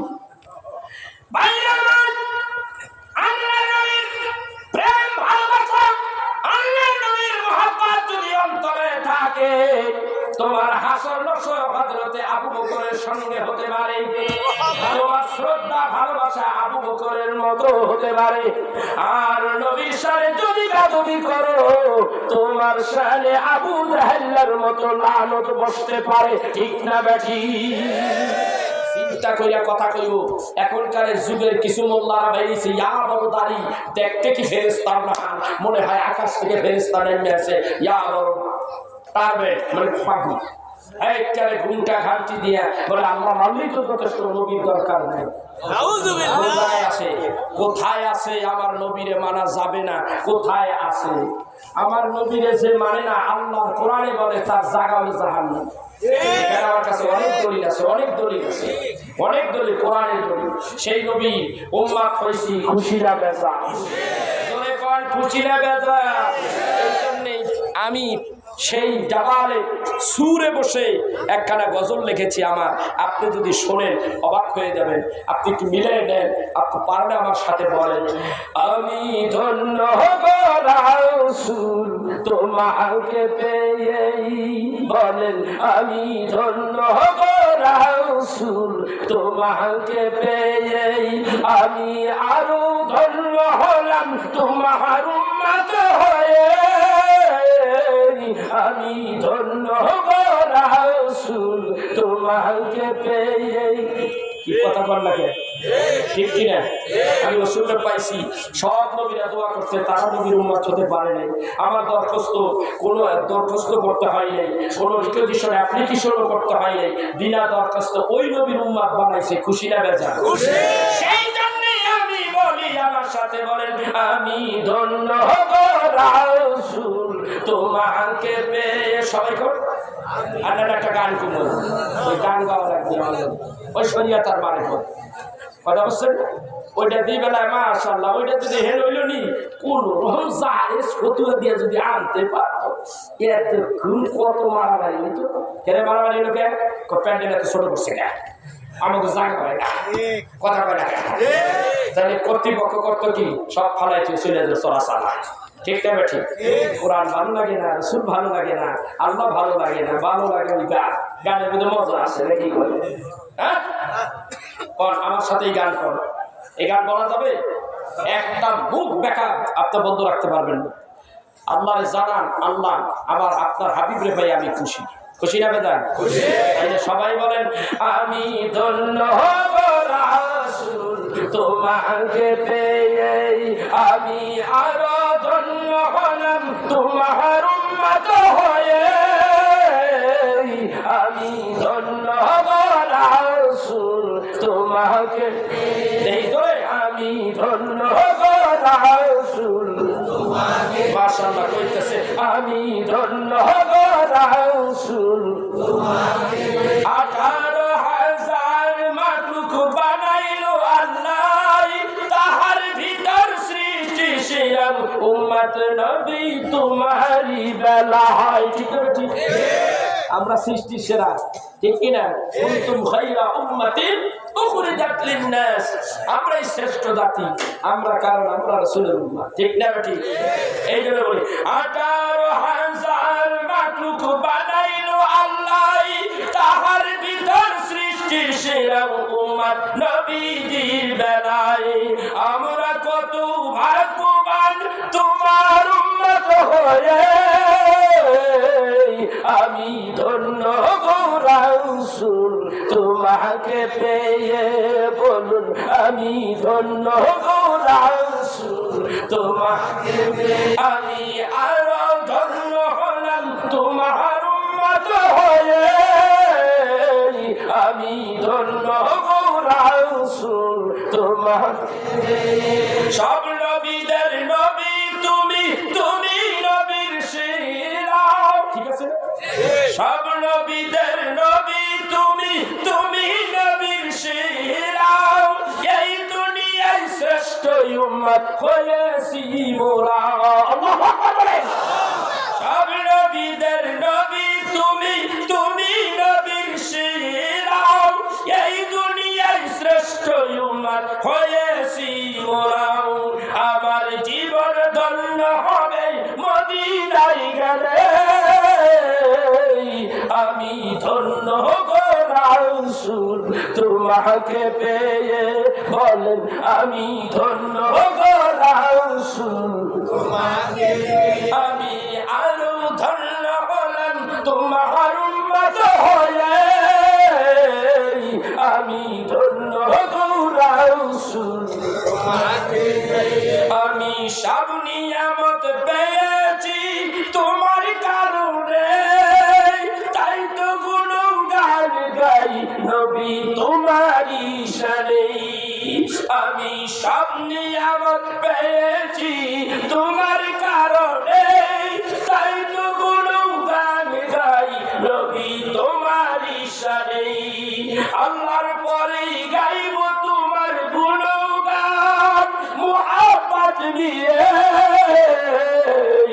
আমি ধন্য গো রাসূল তোমাকে পেয়ে বলুন আমি ধন্য গো রাসূল তোমাকে পেয়ে আমি ধন্য গো রাসূল তোমাকে পেয়ে আল্লাহু আকবার 70 খান দেখছি ওনারা সেটা কম না আপনারা বসেন আরেকটা কথা বলি আপনি চিনলেন না চেনে কে বনের হরি কথা কয় না কেউ চেনে না আপনার মতো আমার মতো মানুষ কিন্তু মুসলমান না ইহুদি দুইটা ইহুদির কথা বলে আমি আমার আলোচনা শেষ করব এই আলোচনা হয়তো বা একটা শুনতে পারেন আরেকটা শোনেন শিহাবে আবু তালেব আমার এই ভাই ইতিহাস সহিহ বুখারীর মধ্যে এই কথাগুলি বিস্তারিত আলোচনা করেছে আমার হাবিব এই দ্বীনের দাওয়াত দেওয়ার কারণে হাবিবুল্লাহ নবীকে শিহাবে আবু তালেব অর্থাৎ পাহাড়ের একটা পুকুরের মধ্যে আমার হাবিবকে বন্দী করে রেখেছে বাইরে তো পারবে আর কেউ ভিতরে ঢুকতে পারবে ঠিক কিনা এটা জেলখানা এই জেলখানার মধ্যে আমার রাসূলকে 2 থেকে 3 বছর আটকে গেছে আচ্ছা না আমার হাবিবকে কত কষ্ট দিয়েছে খেতে পাই না কোনো পানি নাই এই অবস্থা দেখে এক ইহুদির অন্তরের মধ্যে মায়া হয়ে গেছে সুবহানাল্লাহ বলুন না এই ইহুদির অন্তরের মধ্যে মায়া লাগছে আহারে আইরে মায়া আইরে মায়া আমার আল্লাহর নবী আমার নবী তো নয় আমাদের যদিও সবাই বলে দুশমন আমি বলি না দুশমন কেননা এই মানুষটা কোনোদিন দুশমন হতে পারে না যে এই মানুষটা মানুষদের উপকার করে কথা কয় না কেন? এতিমের বাড়িতে কিছু না থাকলে বাজার কইরা পাঠায়, ঠিক কিনা?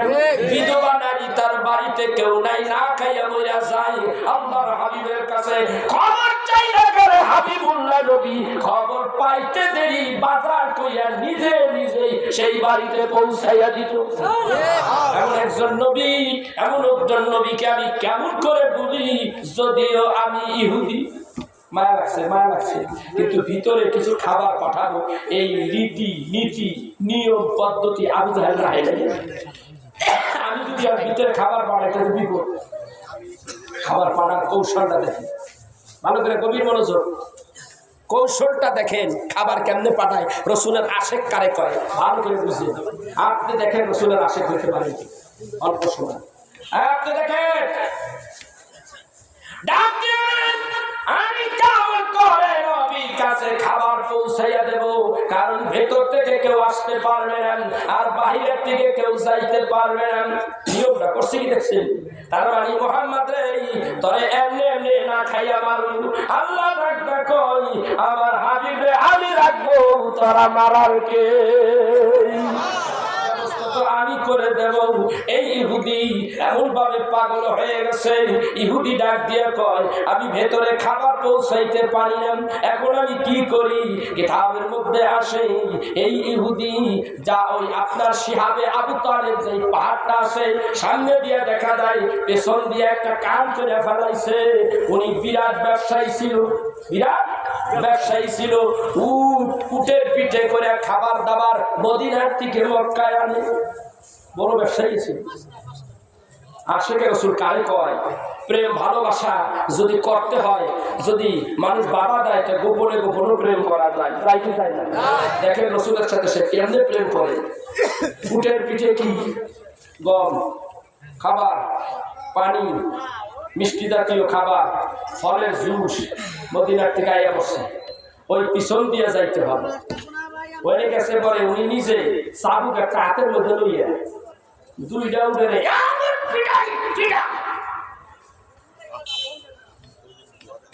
ফিডাইতে উঠ দুইটা ভিক্ষা একটা রাসূলুল্লাহ সাল্লাল্লাহু আলাইহি সাল্লামের একের কাছে এসে গেল। আল্লাহু আকবার,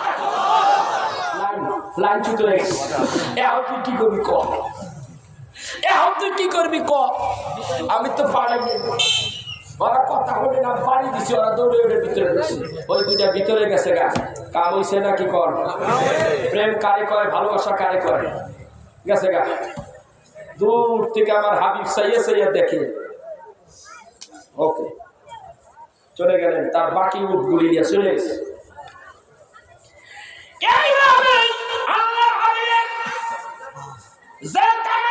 খাবার তিনি পাঠাইয়া দিলেন। একদিন আল্লাহর হাবিব মক্কা থেকে মদিনায় চলে গেলেন। এই লোকটার প্রেম ভালোবাসা আমার নবীর অন্তরের মধ্যে, এই নবীর প্রেম ভালোবাসা নবীর অন্তরে আছে না নেই? বিধানকালে এই লোকটা এইভাবে কাম করছে। কি কামটা করছে বুঝলেন? আছে কোনায় পড়ে আছে। আর ইহুদি আমার নবীকে ভুলে যায় নাই, আমার নবীকে এখনো ভুলে নাই। এই মধ্যেই মক্কা নগরে বিশাল বড় একজন বাদশাহ, তার একটা দামি চাদর বিক্রি হবে, দামি একটা চাদর বিক্রি হবে, বাদশাহ রাজা বাদশার চাদর। এই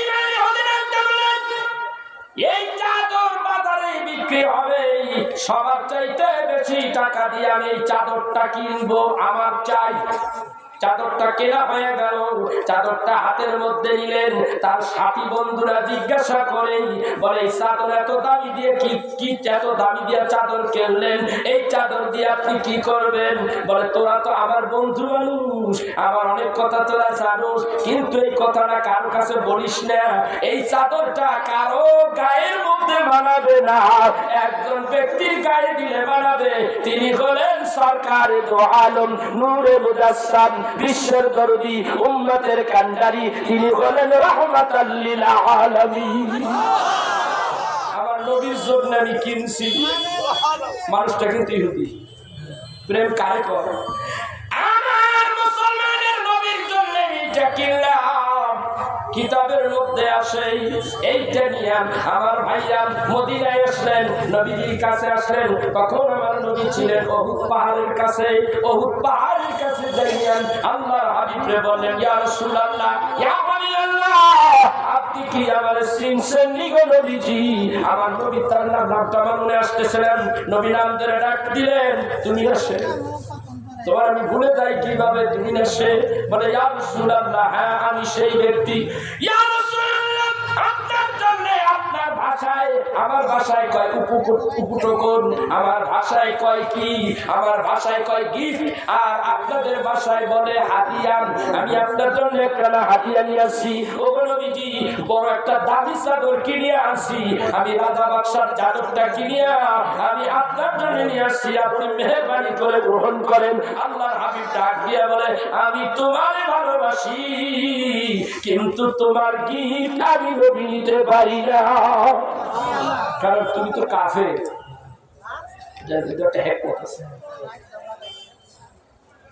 ডাক দিয়া বলে, হুজুর, আমি বড় ইচ্ছা করে শখ করে আমি আপনার জন্য কিনলাম, আপনি নিবেন না? বলে, না না, তুমি যে কাফের, আমি নেব না। ওই লোকটা ওইখান থেকে চলে আসলেন, গোসা হলো। গোসা হইয়া ডাক দিয়ে কই, এইবার যখন রহমতের নবী যখন চাদরটা নিল না, এখন আমি যারে সামনে পাবো তার কাছে যা পারি তাই বিচালাম, এটা বিচালাম। এইটা যখন শুনলিল না, নবী নিল না, যখন আমি যা পারি তাই বিচালাম তার কাছে। আমার রাসূল হযরত যায়েদ বিন হারিসারে কয়, তুই যা, এই টাকা লাগালে তুই যা, তুই যে সামনে ওইটা তুই কিনবি, কিন্তু খবর চিন্তা করছে যায়েদ সবার আগে তার সামনে পড়লেই ডাক দিয়ে বলে, ভাই ইহুদি, কি হয়েছে? মনটা এরকম এরকম বেজার কেন? কি হয়েছে? বলে, চাদরটাকে শুরু কিনবি? আমি কিনবো। কয় টাকা? তুই কয় টাকা দিবি? এই কয় টাকা দিলাম। কয় দে। চাদর নিলেন হযরত যায়েদ রাদিয়াল্লাহু তাআলা আনহু, চাদরটা নিয়ে আমার রহমতের নবীকে দিলেন। রহমতের নবী গায়ে দিলেন। একবার গায়ে দিয়া ওই ব্যক্তি ইহুদির সামনে পড়ে গেছে। ইহুদি এত খুশি হলো, যেইভাবে হোক না কেন আমার এই মূল্যবান চাদরটা রহমতের নবী গায়ে দিছে।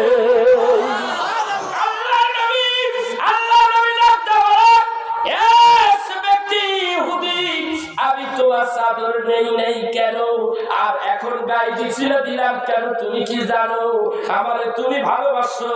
আমার নিদান কালের বন্ধু তুমি ছিলা, কত কৌশল করে আমার কাছে শিহাবে আবু তালিব জেলখানার মধ্যে খাবার পাঠাইছো। আমি আশ্চর্য হয়ে গেছি, তোমার জন্য আমি আল্লাহর কাছে দরখাস্ত করেছি, তুমি মরে গেলে জাহান্নামে চলে যাবা, আমি রহমতের নবী, তুমি জাহান্নামে যাইবা, এইটা আমি রহমতের নবী মেনে নিতে পারি না। ইয়া রাসূলুল্লাহ, মুসলমানের নবী গো, আমি আপনার কাছে জানতে চাই আপনি কি হইলে খুশি হবেন? ইয়া রাসূলুল্লাহ, আপনি কিভাবে খুশি হবেন? আর দেরি করিস না, তুই মুসলমান হয়ে যা। তুই যদি মুসলমান হস, জান্নাতবাসী হয়ে যাবি, আমি রহমতের নবী বেশি খুশি হয়ে যাব। ইয়া রাসূলুল্লাহ, ইয়া হাবিবাল্লাহ, আর দেরি কইরেন না গো নবীজি, জলদি করে পড়াইয়া দেন কালেমাটা লা ইলাহা ইল্লাল্লাহু মুহাম্মাদুর রাসূলুল্লাহ সাল্লাল্লাহু আলাইহি ওয়াসাল্লাম। এই হলো দিন, এই হলো আমার রাসূল। কৌশলটা দেখছেন? এই কৌশল আমাদের জন্য কি সবক? এই কৌশল আমাদের জন্য কি কথা কয় না? প্রত্যেকটা কথা রাসূলের আমাদের জন্য কি সবক? এইগুলো আমাদের শিখতে হবে, দ্বীনের জন্য কাজ করতে হবে। বসে কিয়ামতের দিন আল্লাহ জিজ্ঞাসা করবে, আমি তোমাকে হায়াত দিছি, ভিসা দিছি, এত বছরের ভিসা কোন কাজে লাগিয়েছে? এই হায়াত কোন কাজে ব্যয় করছো? আপনি কি জবাব দিবেন? আজকের বর্তমান ইয়ং পোলাপানরা কইব কি? মুখ বেঁকা হয়ে বলতে আল্লাহকে কথা আসতে কেন? কয় আল্লাহ কিভাবে কথা কয়? 60 বছর জীবন দিছে, 40 বছর মোবাইল টিপছে, কথা কয় না। আমি তো এটা ভুলে দেয়নি, 40 বছর মোবাইল টিপছি, কথা তো সত্যি, কথা কয় না। 24 ঘন্টার মধ্যে 18 ঘন্টা মোবাইল টিপছে, চোখ লাল পোকার মতো হয়েছে, কথা কয় না। বাপে ডাক দেখায়, বাবা বিদ্যুৎ বিলটা একটু দিয়ে আমি তো অফিসে দেয়। তোমার বুদ্ধি তো তুমি যাও কথাই কম জানি এর কথাই শোয়া যায় না। আল্লাহ ডাকতে কয় তুই কি করছস? আল্লাহ রে 80 বছর টাইম দিছা আল্লাহ, এর মধ্যে 50 বছর পর্যন্ত ফেসবুকের মধ্যে ঢুকে গেছিলাম। আল্লাহ ডাক দিয়ে কয় তোরে আজকে খবর লও, এ ফেরেশতারা ধর ভিক্ষা মার জান্নাতের মধ্যে নিক্ষেপ কর। নাকি কথা ফেসবুক টিপসে ভিক্ষা জান্নাতে ভিক্ষা মার সার গেল আর আপনারা হাত উঠতেছে মাঝখান থেকে গ্যাস লাগাই দিলাম, দেখলে আপনারা কেমন করে এই বিবেকটা কোন দিকে আপনারা দেখি না পাগল হয়ে গেছেন আপনারা। কি কর কত নিয়েছে মোবাইল চেয়ে আর খালটা হুজুর শেষ করে না কখন ওই ঘরে গেলে ওয়াইফাই ফাইবার টিপি টিপি টিপি টিপি। এই আমার ওয়াজ যুব সমাজ ওদের কাছে ভালো লাগে না, ওই দিন বুঝবি এখনো সময় আছে ফিরে আসো, নাহলে আল্লাহ জিজ্ঞাসা করবে ইয়া আইয়ুহাল ইনসানু মা ওয়ারাকা বিরাব্বিকাল কারীম।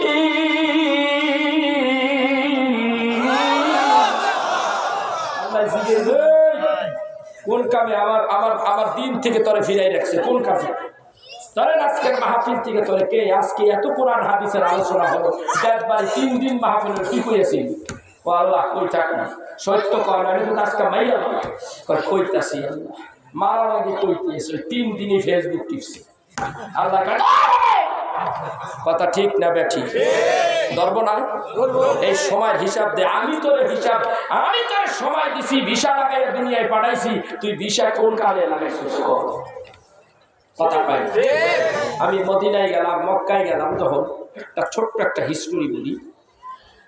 হ্যাঁ, জীবন বড় রসুলের দুরূদ নবীর পক্ষেই বেশি কথা বলেছি। আমার জীবনে আমি যত 40 বছর ওয়াজ করছি 80% রসুলের শানই কথা বলছি। সেই শান মান নিয়ে মক্কা মদিনায় ঘুরলাম, পাগলের মতো ঘুরেছি। জাবালে সুরে গেলাম, আল্লাহ জাবালে নূর যত দুরুসা তার 3 গুণ 4 গুণ বেশি জাবালে সুর। আমি যে কেমন সেব নিজেই কইতে যাইয়ে দেখি ওইখানে আরে যাকে যাকে কবুতর। গেলাম জাবালে নূর, যেখানে যেখানে কোরআন নাজিল হয়েছে, ওখানে যাইয়ে দেখি যাকে যাকে একেবারে মাথায় যাকে যাকে কবুতর। আসলাম কবুতর চত্বর, কোথায়? ইব্রাহিম খলিলুল্লাহ রোড দিয়ে ঢুকতে হাতের লাইনে, যেই রাস্তা দিয়া হযরত ইব্রাহিম আলাইহিস সালাম ছেলেরা নিয়ে গেছে মিনা বাজারের দিকে জবাই করার জন্য। এই জন্য ওইটা মশহুর রাস্তা, একেবারে পরিচিত রাস্তা ইব্রাহিম খলিলুল্লাহ রোড। ওই রোড দিয়ে ঢুকেই হাতের বাম দিয়ে ঢুকতে হয় কাবা বাইতুল্লাহ শরীফ, হ্যারম শরীফে ঢুকতে হয়।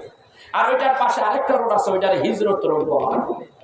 ওই হিজরত রোড দিয়ে ওখানটা যাইতে যাইতে কেদুয়া মেসফারা দিয়ে একেবারে সোজা তিনি সুর পর্বতে চলে গেছে।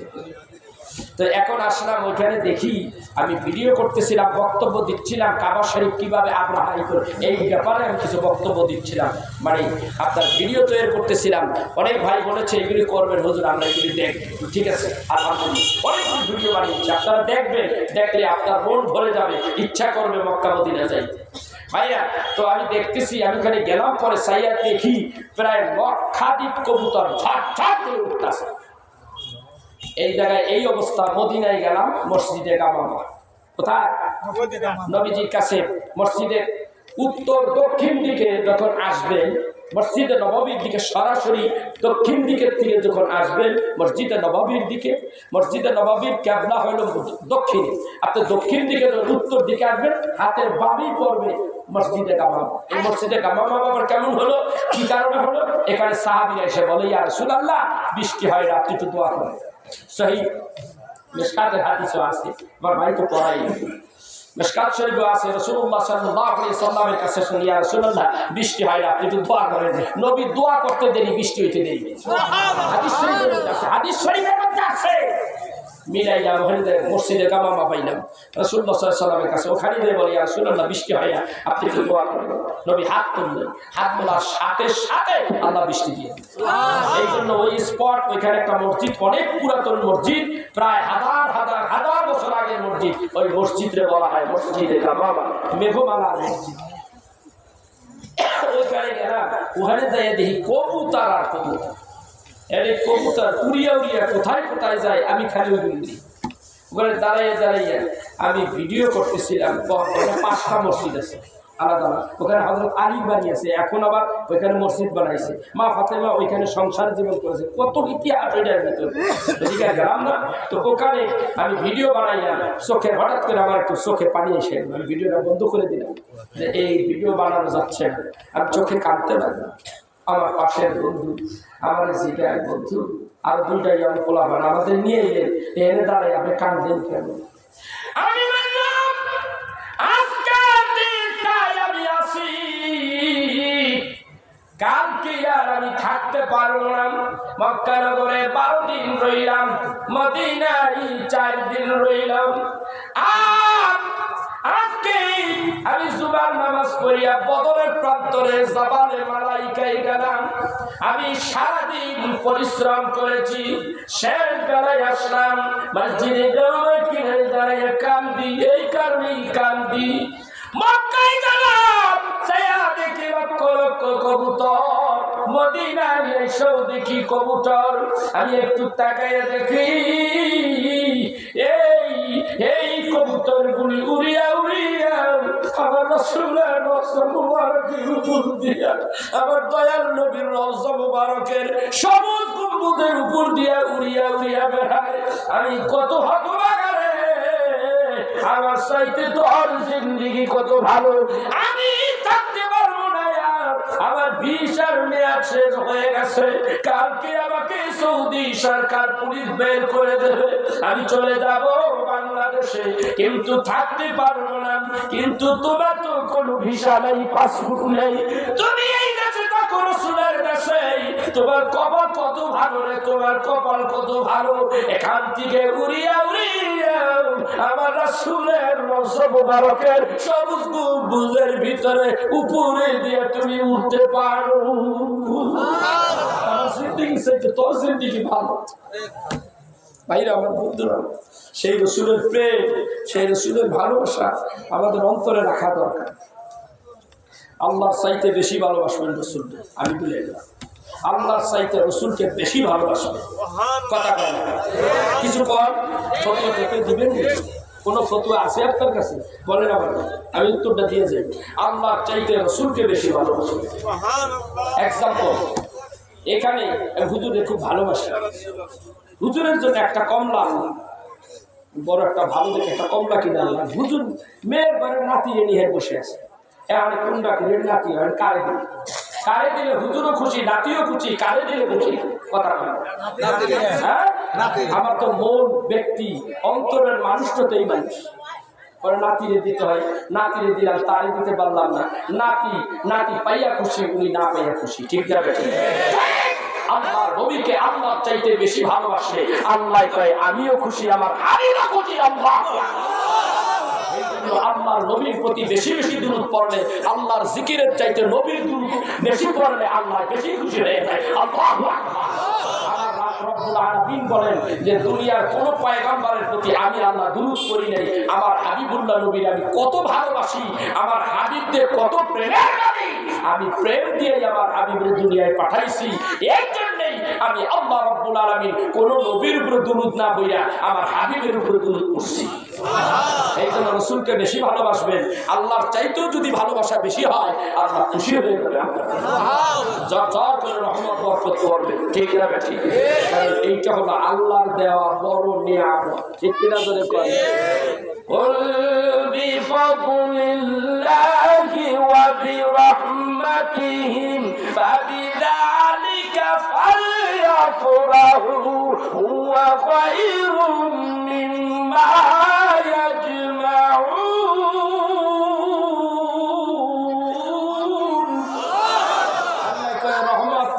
রহমত, এই রহমত পাইয়া যে আনন্দ করে না, ও হলো কি, ওটা বেকুব মার্কা মানুষ। তো বেকুব রহমত পাইছো, রহমত প্রাপ্তিতে ফালিয়াফরাহু, খুশি হয়ে দাও, খুশি হয়ে দাও। ঠিক না ঠিক? এই জন্য আমি বলি, মদিনায় আমায় পাগল করেছে, মদিনায় আমার মন কেড়েছে, ভাইজান মদিনার প্রেমে মন দেওয়ানা হয়েছে, মদিনায় আমায় পাগল করেছে। কথা কয় জাবালে নূরে বইয়া গাইছি, ওটার ভিডিওটা আছে খুব সুন্দরভাবে, সুন্নি ওয়াজ মিডিয়া সার্ভিস। আপনার সন্তানটা করে এইগুলি দেখতে 500-এর উপরে প্রোগ্রাম আছে, ওইগুলি দেখতে পেয়ে তাহলে মন ভালো হয়েছে। বাইরে আমার এই বেদবাড়ি খানকারে কারা কারা ভালোবাসে, এই ওলি আল্লাহর খানকা কারা কারা ভালোবাসে?